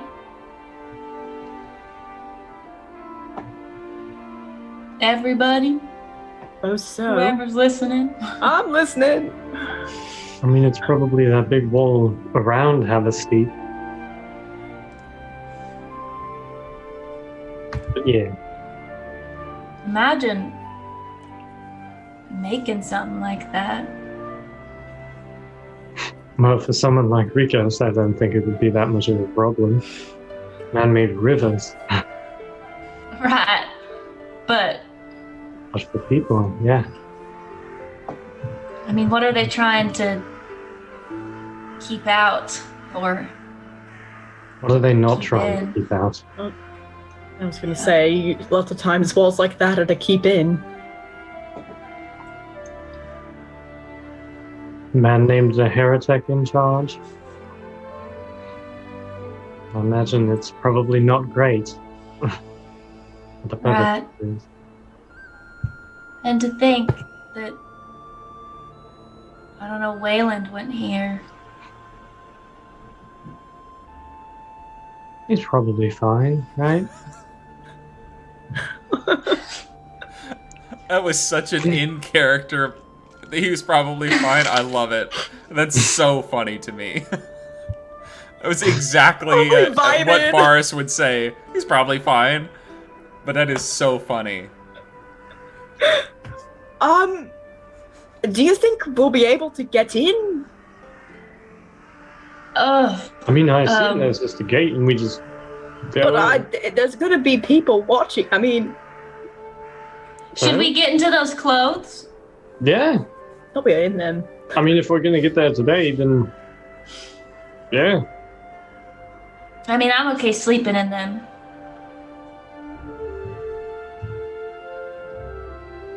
I have magic clothes, so this is all up to you guys. What? Yeah, You've not been wearing clothes this entire time? that's not what I meant. Although,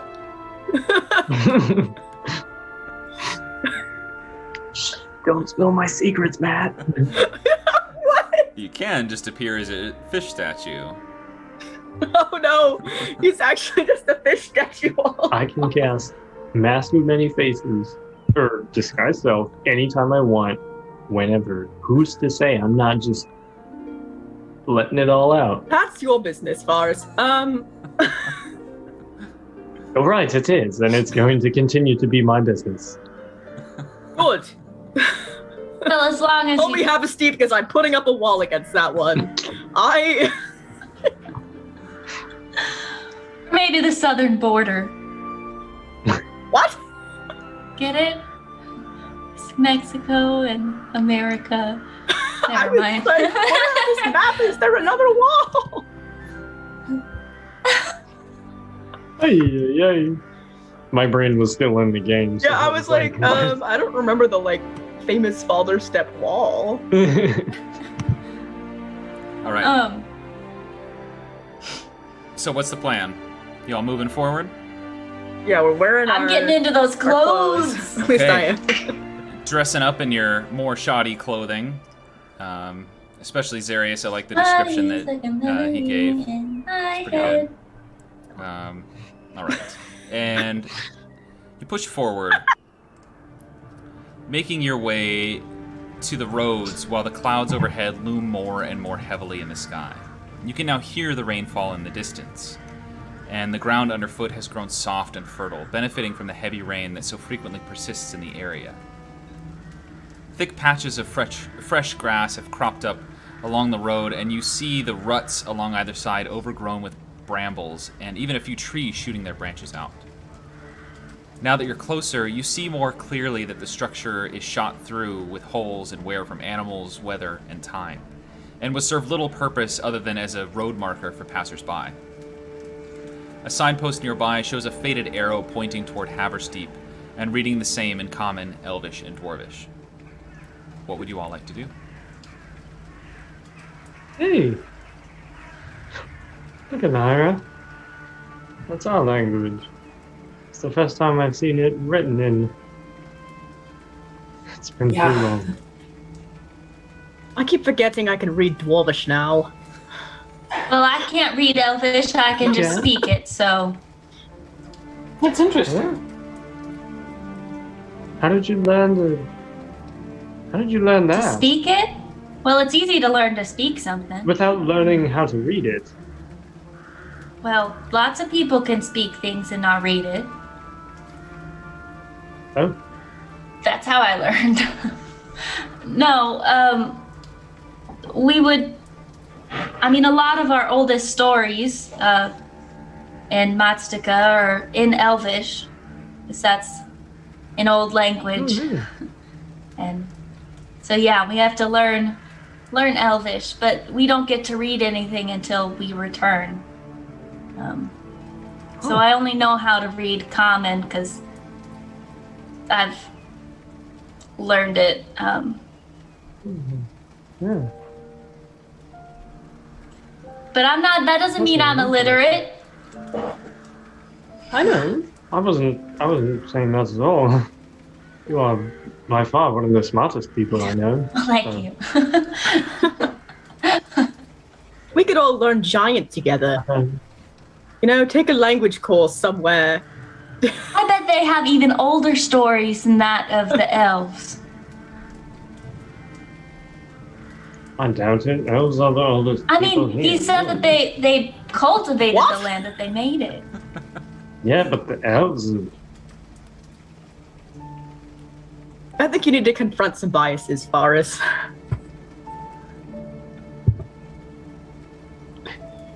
I'm not looking down on the giants. You definitely We're can't just look better. down on them. Right, they're definitely They're looking really up down there. on you. If I fly, I can look down on anyone. Except when an iris Plus, we're eagle. just little people, so you know. Why are you ruining my fun? I'm just... That's what I'm here to do, Well... Faris. Yeah. Trying to be better than everyone else isn't a good attitude then, so...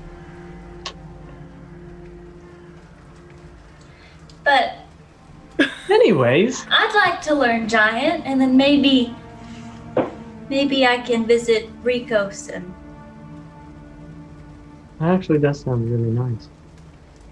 hear his. Vagabonds crash course in giants. Where do you find someone to teach you that? Not in Haversteep, that's for certain. Unless it's a giant town, and that's why they have such a big wall. One way to find out, as I like to say. Well, yeah, I guess we best head in. If it were a giant town, the sign would be in giants. wouldn't it? Haversteep is actually just Attack on Titan. Oh no! Okay. Ah! Alright, so you continue down the road. The immensity of the walls surrounding the area in front of you causing you to drift about the road as you walk. Now that you're closer, you'd venture to guess that the walls are at least 75 feet high, with the towers reaching even higher. The flat slate gray of the clouds overhead is mirrored in the color of the wall, but the texture is far more complex. Everywhere are jagged protrusions that you'd first taken for color differences, just in the different types of stone used, but now you realize that they are designed to break off should anyone attempt to scale the wall. All around the base are equally jagged rocks piled high and scattered within carefully aimed sticks, planks, and spikes, all meant to skewer anyone who happened to fall from the tower. Large swaths of the stone are tinted with hints of pale greens, likely moss and mildew growing out from the tiny pores of the stone, that would make the wall even more difficult to climb. But from where you are, make the walls appear to be in the process of being reabsorbed by nature.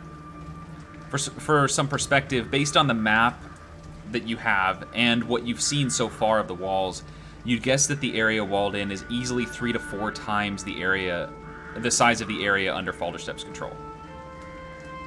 It's a large, large area.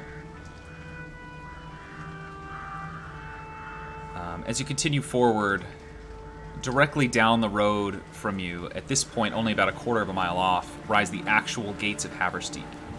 Enormous metal frames house slats of wood, which themselves are banded together by more thick metal that weaves in and out and around them, creating a net-like pattern across the fronts. Unlike some of the places that you've been before, these gates lack any real adornments or ornamentation aside from 2 rectangular slats about head height that could be used as opened as portholes.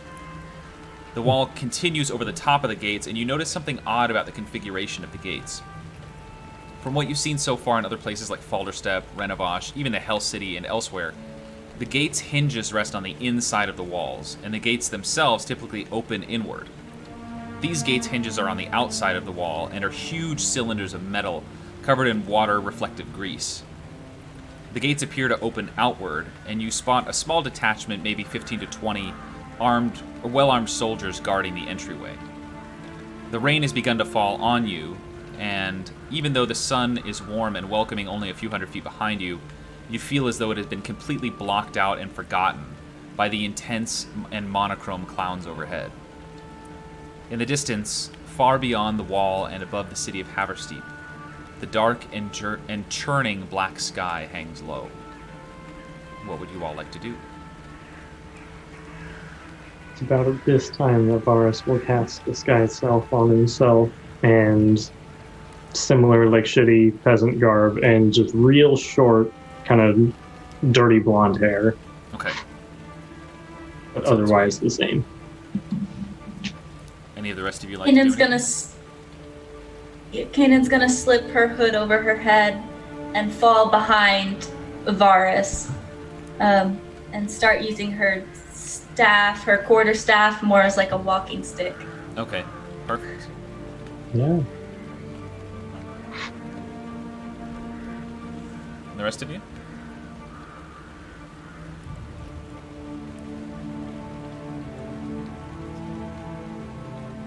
Alright, I was muted. Vars, did you, or Jevin, are you the same race? You're just like... Yeah. Okay. Yeah. Still an elf, just short hair, shitty clothes. Harriet's gonna cast Disguise Self. Okay. And, same clothes that she's wearing. Also go elf. Okay, sounds good.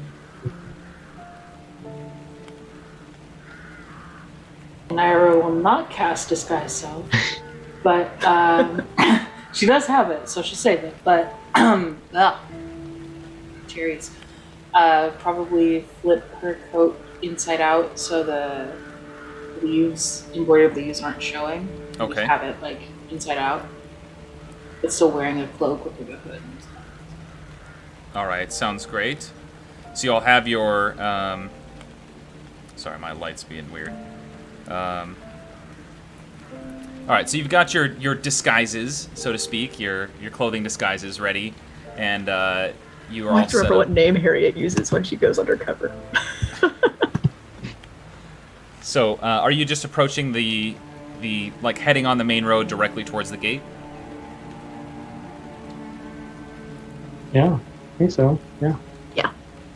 Okay, sounds great. Let me get my note here. Okay. So you decide to continue down the road and get a better look at the soldiers as you do so. They appear to be milling about somewhat pointlessly, and you see that they are all dressed in similar clothing and armor as that of the Iron Legion, though substantially less elegant and ornate. Their gear is brutally minimalist, with the edges of their armor plates clearly exposed, and rust appearing in several places throughout. Most are wearing deep grays and blues underneath, and none of them have any sort of symbols or markings except for one, apparently the sergeant, whose helmet has a plume of black hair protruding from the back, and a shock of white shooting down through it. It's difficult to hear from here what exactly she's saying, but you see a handful of soldiers slump their shoulders and head out to the hazardous fall trap areas and begin shooing away the crows and other scavengers who are picking at whatever's left there. Two of the other soldiers still in the gateway grab shovels and begin digging out the sides of the road, clearing out the rain runoff ditches where they filled. About a dozen soldiers remain at the gate along with the sergeant. What would you all like to do?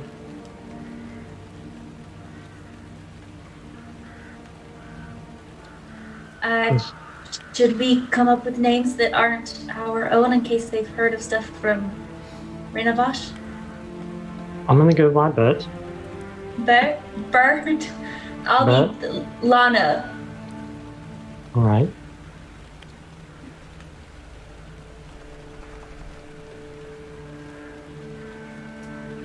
Oh well. I'll just go by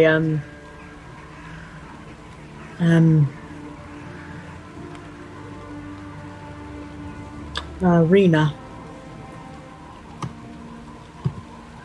Oh, I knew someone named Varel once. I think that's a strong name.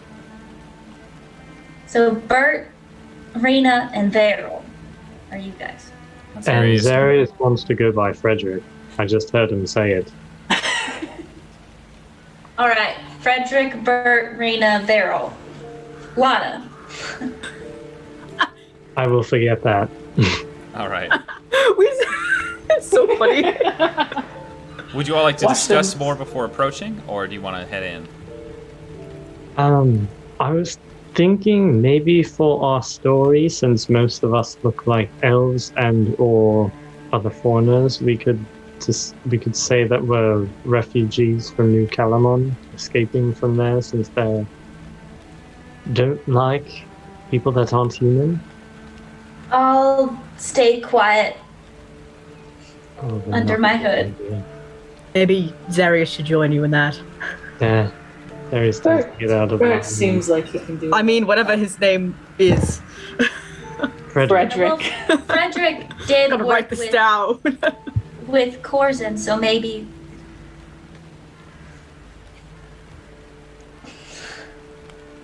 I think Frederick is feeling pretty quiet today.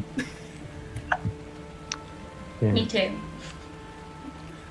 but yeah, so we'll all be escaping from New Calamon. That's our story. Are we all okay with that?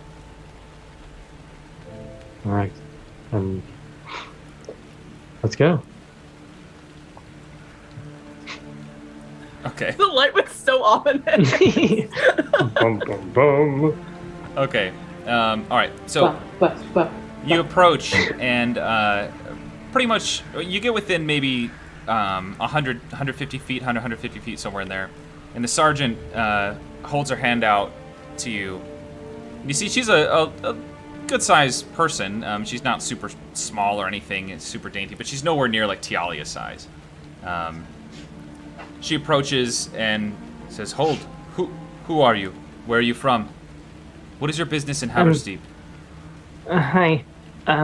We're escapees from New Calamon. They don't... Oh, I'm like flicking my ear. They don't really like our kind there, and we had to run away, and this was the biggest place that we could get to easily. From New Calamon. Which house were you under? I don't even remember anymore. It was all the things they did to us. Make a deception check.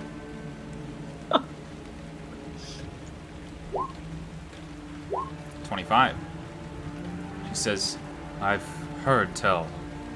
My name is Sethal. What are your allegiances?"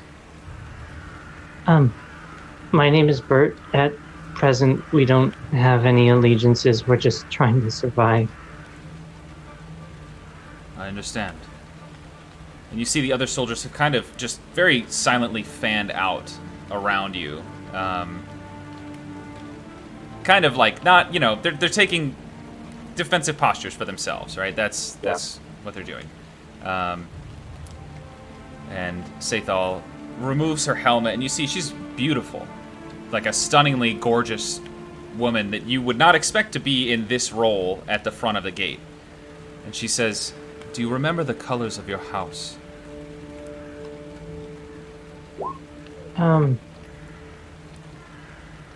Purple I was understand. one of them. There's a look of recognition, and she says, "I see." I think I still have that in my bag. Yeah, I do too. Me too. She says, "I see.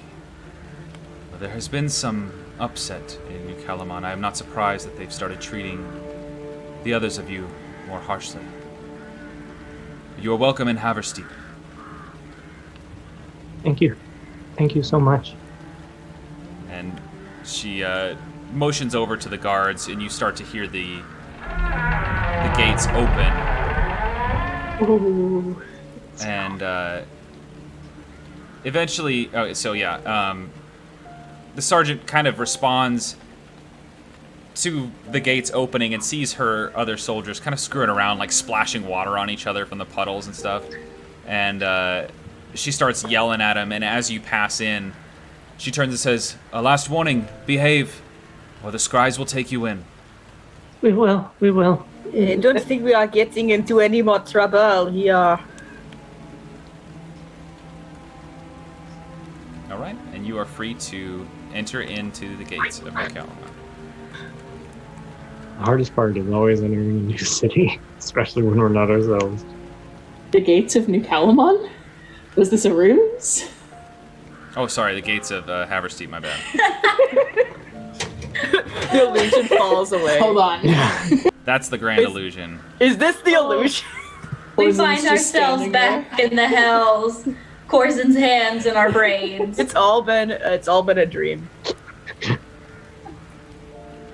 So, you watch as the enormous gates creak and moan their way open toward you. The soldiers and Sethal all move out of the way as the huge barriers swing quickly open, revealing inside a lush green land splaying out before you. A dozen more soldiers wait on the other side as you pass through, and looking back, two of you make perception checks. My head's covered. I'll get one Of course, this tends from when I can lie. open my character sheet and get to the menu. Why isn't it Give us those loading? bars. And there.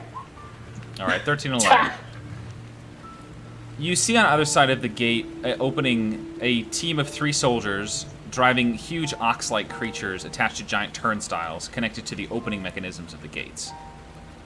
And behind them, on the walls themselves, you see 2 large posters, each at least 10 feet tall, attached to the stone walls. On the left side, you see a beautiful portrait of a wholesome-looking family, all gathered around holding a newborn baby and smiling. Behind them, somewhat transposed into the background, you see a startling figure of an enormous, muscular, and chiseled humanoid man with nearly bleached white skin and whorls of blue throughout, and intense, almost glowing blue eyes that seem to look into each of you, into each of you as you look. This figure is standing over the family as if protecting them. The text in common above and below the image reads, "Tadriel secures our families." On the other side, you see a group of 6 people of mixed races, all wearing similar uniforms with a variety of wands, staffs, and peculiar-looking gloves looking out towards you and anyone else who might approach the posters. The uniforms are all long black robes over top, very practical shirts and pants, made clearly with functionality, not comfort in mind. Each of the people in the poster has a ribbon pinned to the left side of their chest that is coal black with a strip of white in the center. They all have serious expressions, and the text above and below this one reads, "Trust the scribes. Report suspicious behaviors immediately."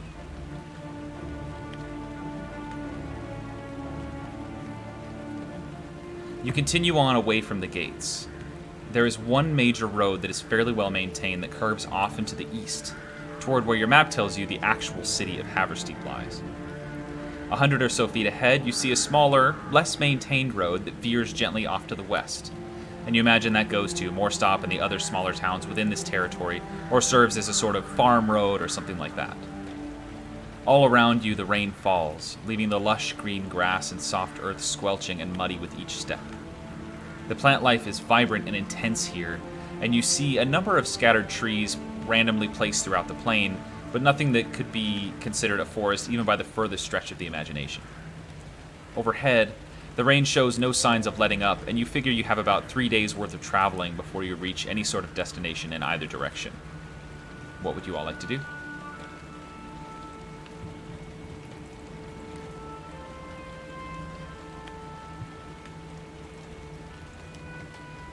We're Oh, here. In it. Why are we here? I suppose that's step one, ain't it? Well, someone needs our help. Yeah, and I mean, the least we get to do is see the Order of Xenia ruins. Hopefully. It's on the list. But...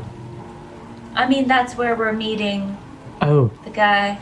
I knew that.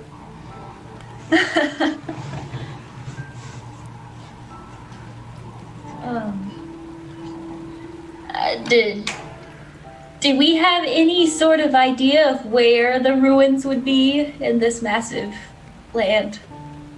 Yeah, so when Arcturus gave you the initial message, he said that it was the Xenia Library outside of Moorstop. So you get it somewhere near Moorstop, but you're not quite sure. Kanan, if you'd like, you can make a history check to see if you can remember when you spoke with Ayala about the different locations. Alrighty.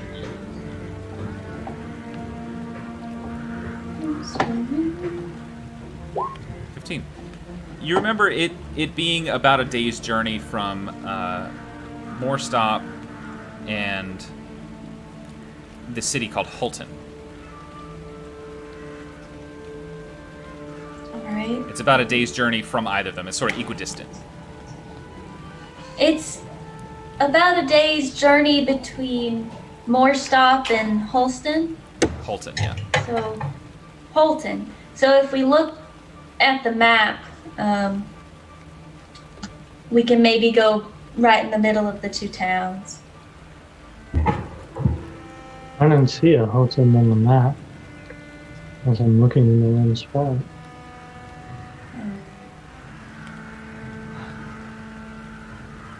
Perhaps it's a smaller, unlocked city somewhere. But I'm sure someone will know. Someone when we get there. And you do know, Okay. Kate, that it's on the gate side of Moorstop, so it's on your side.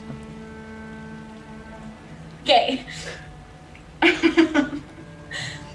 It's on our side of Holton, so we can just head toward Holton and hopefully we'll see some sort of ruins. So we want to go there first, not to the actual city? Yes. Alright. Let's do that then. All right. So you, yeah. Let me adjust. Okay. All right, everything is right. So you set out across the gently rolling plains, following the smaller farming road as it cuts through the soggy fields. The ditches along the sides of the road are flooded with rainwater, and each step has you splashing through puddles of cold water. The crows still caw in the distance, in spite of the heavy rain, and you all are soaked through and chilly. Before long, you begin to long for the heat of the wilderness once more, and after a long day of traveling, you find yourselves weary and seeking a place to settle in for the night. Would you like to search around for a good spot, or just stop off the road? Is there like any vegetation in this area? Or Yeah, every now and then you see, kinda like I mean, what we the plains are, it's covered in thick grass, but it's all soggy and soaked. Think Washington after a heavy rain. But you do see every now and then you see big tall trees that stand up, and they're huge tall trees. But it's only ever like one tree by itself. You never find a cluster of them. Okay. Maybe we can just find a tree that we can use as solace from the rain, maybe? Sure, make a perception check. Vision, what do my elf eyes see? I thought I clicked it. Come on. Come Get on. him. Oh, Nat 20. Okay. it hurt your 3 clicks and turn them all into that. You look around and see that the ones nearest you really aren't going to provide any cover from the rain. So you continue down the path just a little further, believing that you saw one in the distance.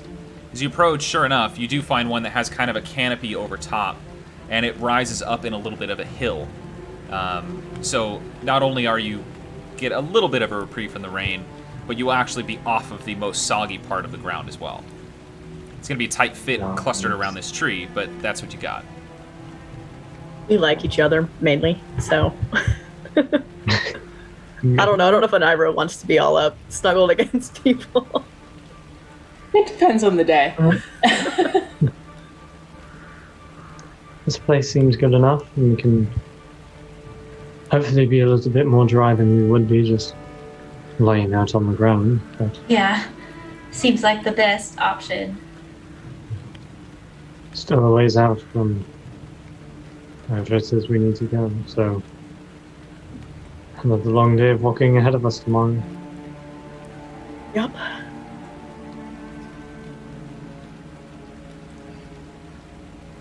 All right. So are you all setting watches or no? At least, definitely. Okay. Yeah. I'll do the last 2 again. Okay. I'll I'll do- grab first. I'll do some of them. I don't know. Probably You'll grab- first two. First two, okay. All I'll right. hang out with Vars then. Zarius will do watch 5. Very important. The ever That's important Zarius. watch. Zarius sleeping in. Okay. So first watch, go ahead and make a perception check. Perception. 16. Okay. Yeah, you take in. You notice at night the rain has kind of softened. It's still there. It's still present. Kind of just ever droning in the background, but it's lightened somewhat. Your shelter with the tree has helped to provide a little bit extra relief from the rain, and you're even able to squeeze out most of your clothing in a few places and get most of that rain off of you. It's sweep out your fur. You notice that even in spite of all of the heavy rain, there is still wildlife kind of skittering about. It's not as much as you'd expect, but it also is pouring down rain. So, But other than that, your watch passes without issue, just the weight of the clouds overhead kind of giving that oppressive, unchanging feel. Whoever's up for next watch, I think it's Anira. Yep. Go ahead and make your perception check. Ooh. Anira, you are infatuated with this tree.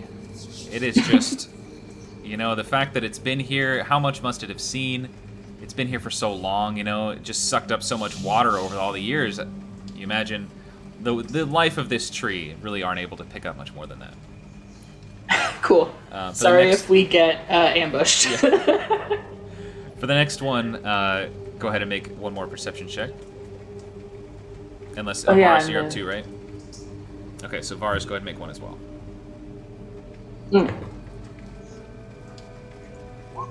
Nice! I'm just gonna roll d20 because I have like +8. It's fine. So 18. This tree is just Okay. got y'all. Yeah, Varus, you're just, again, feeling like Anira, just a piece of home there. Really is a fascinating tree. But Anira, you, having examined the tree, turn your focus elsewhere. And The tree is the big bad.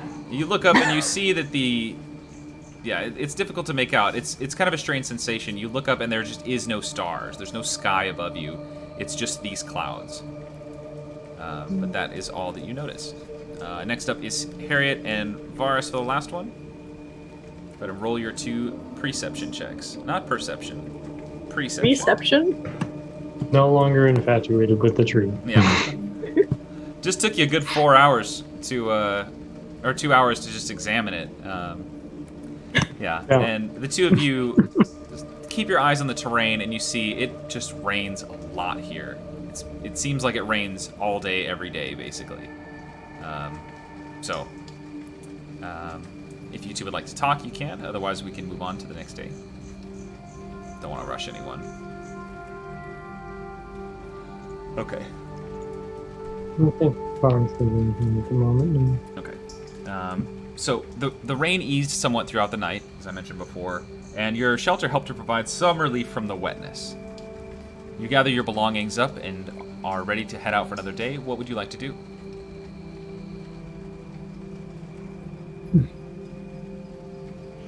Well, another day of walking in the rain. Though it does seem to have let up a little, so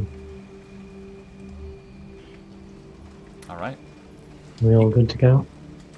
You continue off along the road, occasionally seeing old and washed out roads that must have existed at one point but have been completely overgrown. And for a moment, you wonder what this place must have looked like in the past. The occasional tree still dots the landscape, as well as large bushes here and there, which you imagine must house much of the wildlife in this territory. 2 people make survival checks, and 1 make a perception check to see your progress. I got perception. I got Or survival. survival. Oh, I can do a survival. I always close my character sheet like a dummy. If you just double-click the title bar, it'll minimize it. Okay, great. So good rolls. So, 1 more survival from Harriet. I'm getting there. Sorry, I got distracted because Wow. my friend Vay joined. Hi, Vay. Okay, great. Good enough. So you make okay time throughout the day. You're not making great progress, but you're doing okay. And the travel helps to keep you warm in spite of the cool rain. You settle in for another night of after a long day of walking, and thankfully, finally, the rain ceases. The ground is still soaked with large swaths covered by standing water, but you have relief for the time being.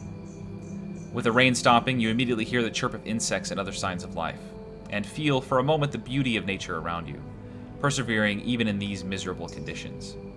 Though the rain is gone, the sheet of gray that is the sky remains ever present, blocking the stars above from your sight. Still, you have a night free of rainfall ahead of you. We can sort of accelerate through the watches here, because you all have been doing pretty well so far, so we'll count that as doing well. And then, is there anything anyone wants to talk about? If not, we can move on. I just don't want to, I hate traveling, so. But you have to do it slowly, otherwise it doesn't set in that, like, time has passed. Because it's already been almost 2 weeks since you left. Traveling is in the name, so we do have to be vagabonding once in a while. Bunch of kids outside my window are waving at me. Is that the DM of Baggage Claim D&D? That's what they're saying. I can read it. All right. So, morning comes, and a light rain starting around dawn, or comes with a light rain starting around dawn, and you venture off once more, beginning your travels early. Oddly, in this place, you have yet to see the sun since passing through the gate.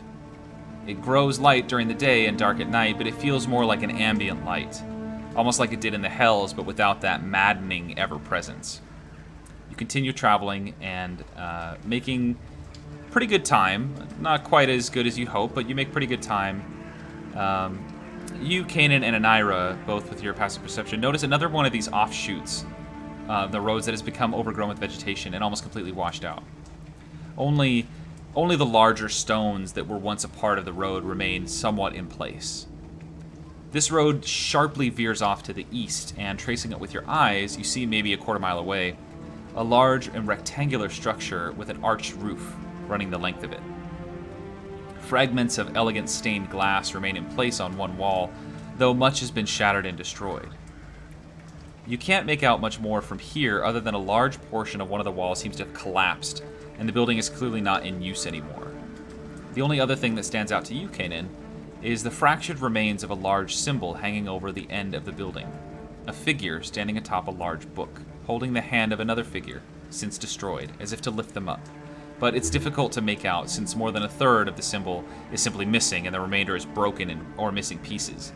But this looks like a variation of the Order of Xenia symbol. What would you all like to do?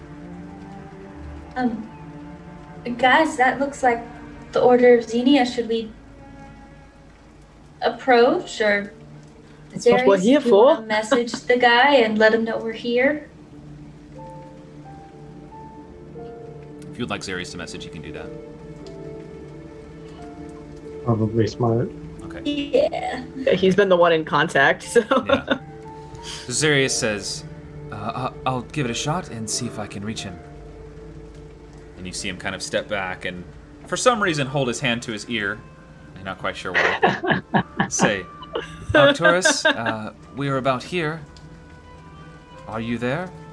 Should we just come in and meet you, or is there a specific place? And you wait. A minute goes by. Another minute passes. And Zarius says, I don't think he's going to respond.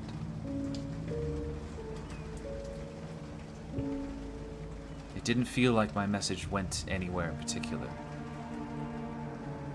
Is he okay? I don't know. So it's definitely a trap. All right. Well, we were just too late. Well, You know what I I guess. say. One What way do to you find say? out. One way to find out. It's just your new little saying. New?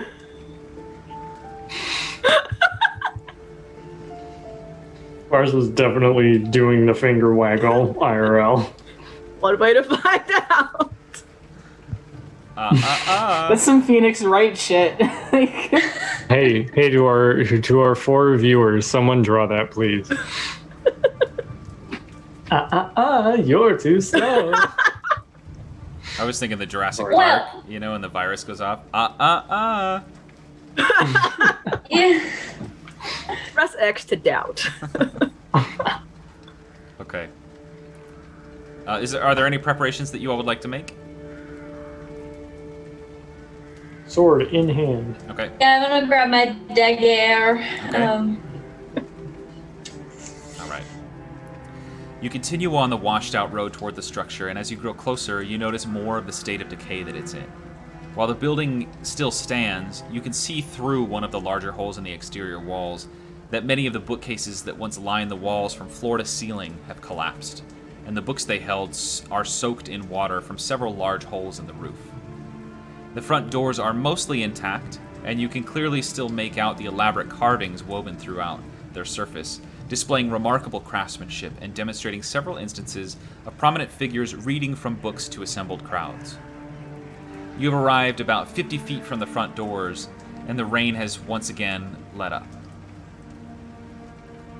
What would you like to do? We're here. Arcturus, are you in here? You hear no Well, response. didn't you had things you wanted to look at, right? Here, so maybe we carry around doing those investigations, and maybe we'll find more evidence of where he went, or All right. I'll look around at stuff if you guys want to look at for Arcturus. Oh. And Kanan's immediately gonna dart to the books. Okay. See if she can find one that's still in decent shape.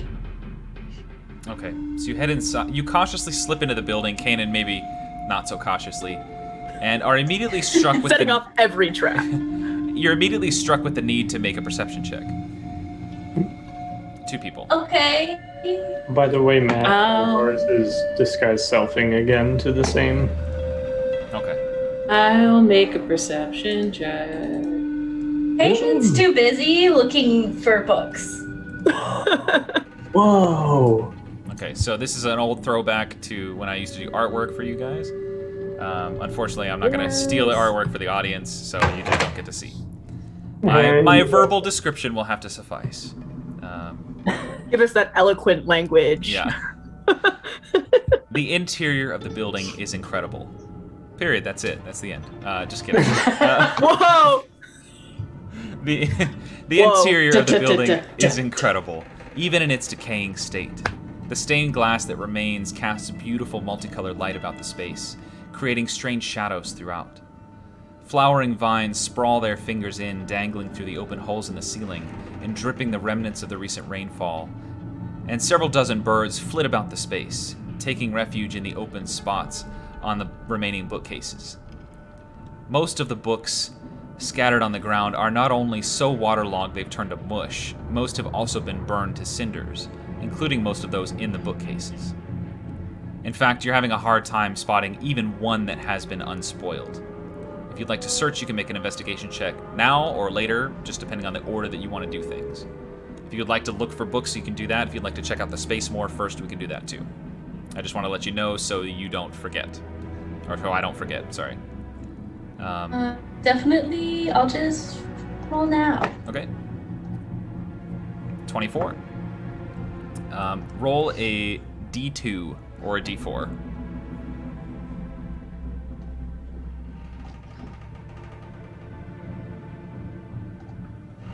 Okay.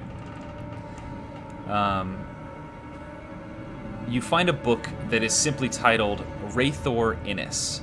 Type the name in the chat.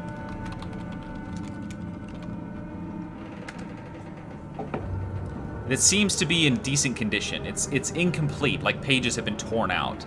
But you find a good chunk of it is still legible and still seems to be in working order.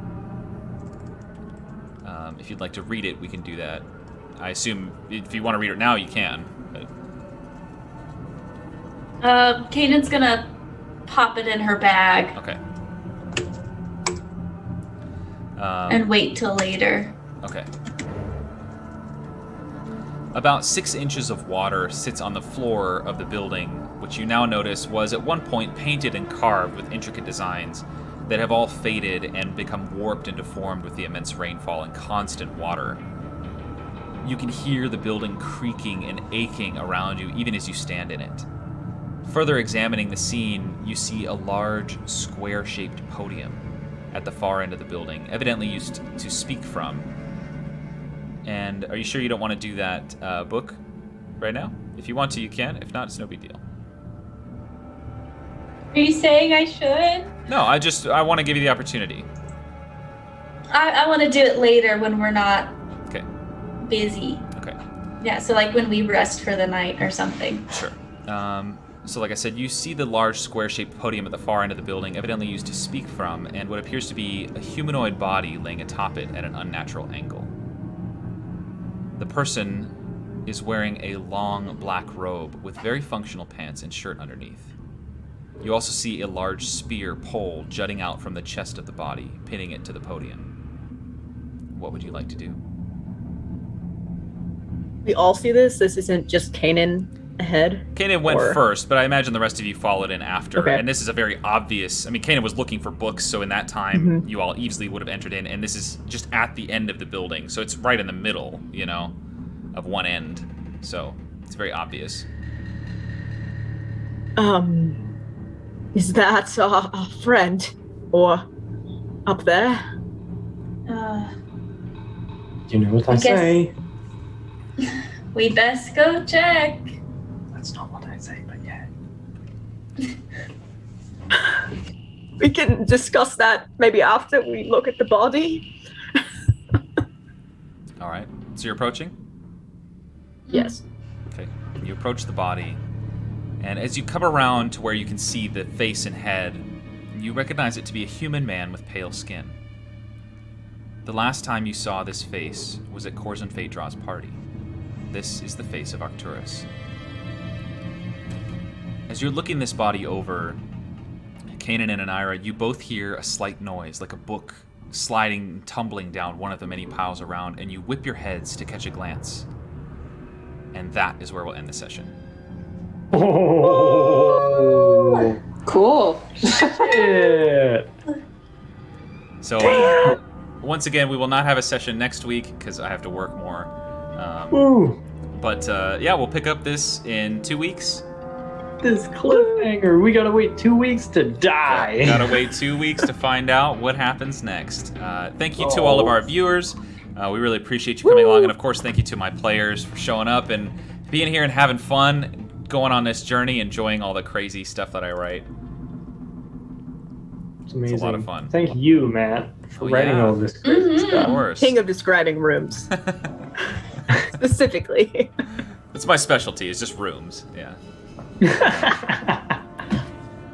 But yeah, I hope you all are enjoying Haversteep, our first foray into a new territory. Wet. It's wet and depressing. It's just sad all the time. I'm waiting for Lonesome West. It's playing in the back of my head. It'll come up. Don't worry. It'll come Get up. better. It'll be Does on there for Lonesome sure. West have copyrights or anything? Nope. It's free, good to Okay. use. Let's go. It's free to be lonesome in the West. That's right. Ain't nobody charging you for that one. All right. Well, that's where I think we're going to end the stream. So thank you to everyone joining us, and especially again the players. I had a great time, and that's it. Everyone, have a good night. Bye. Bye.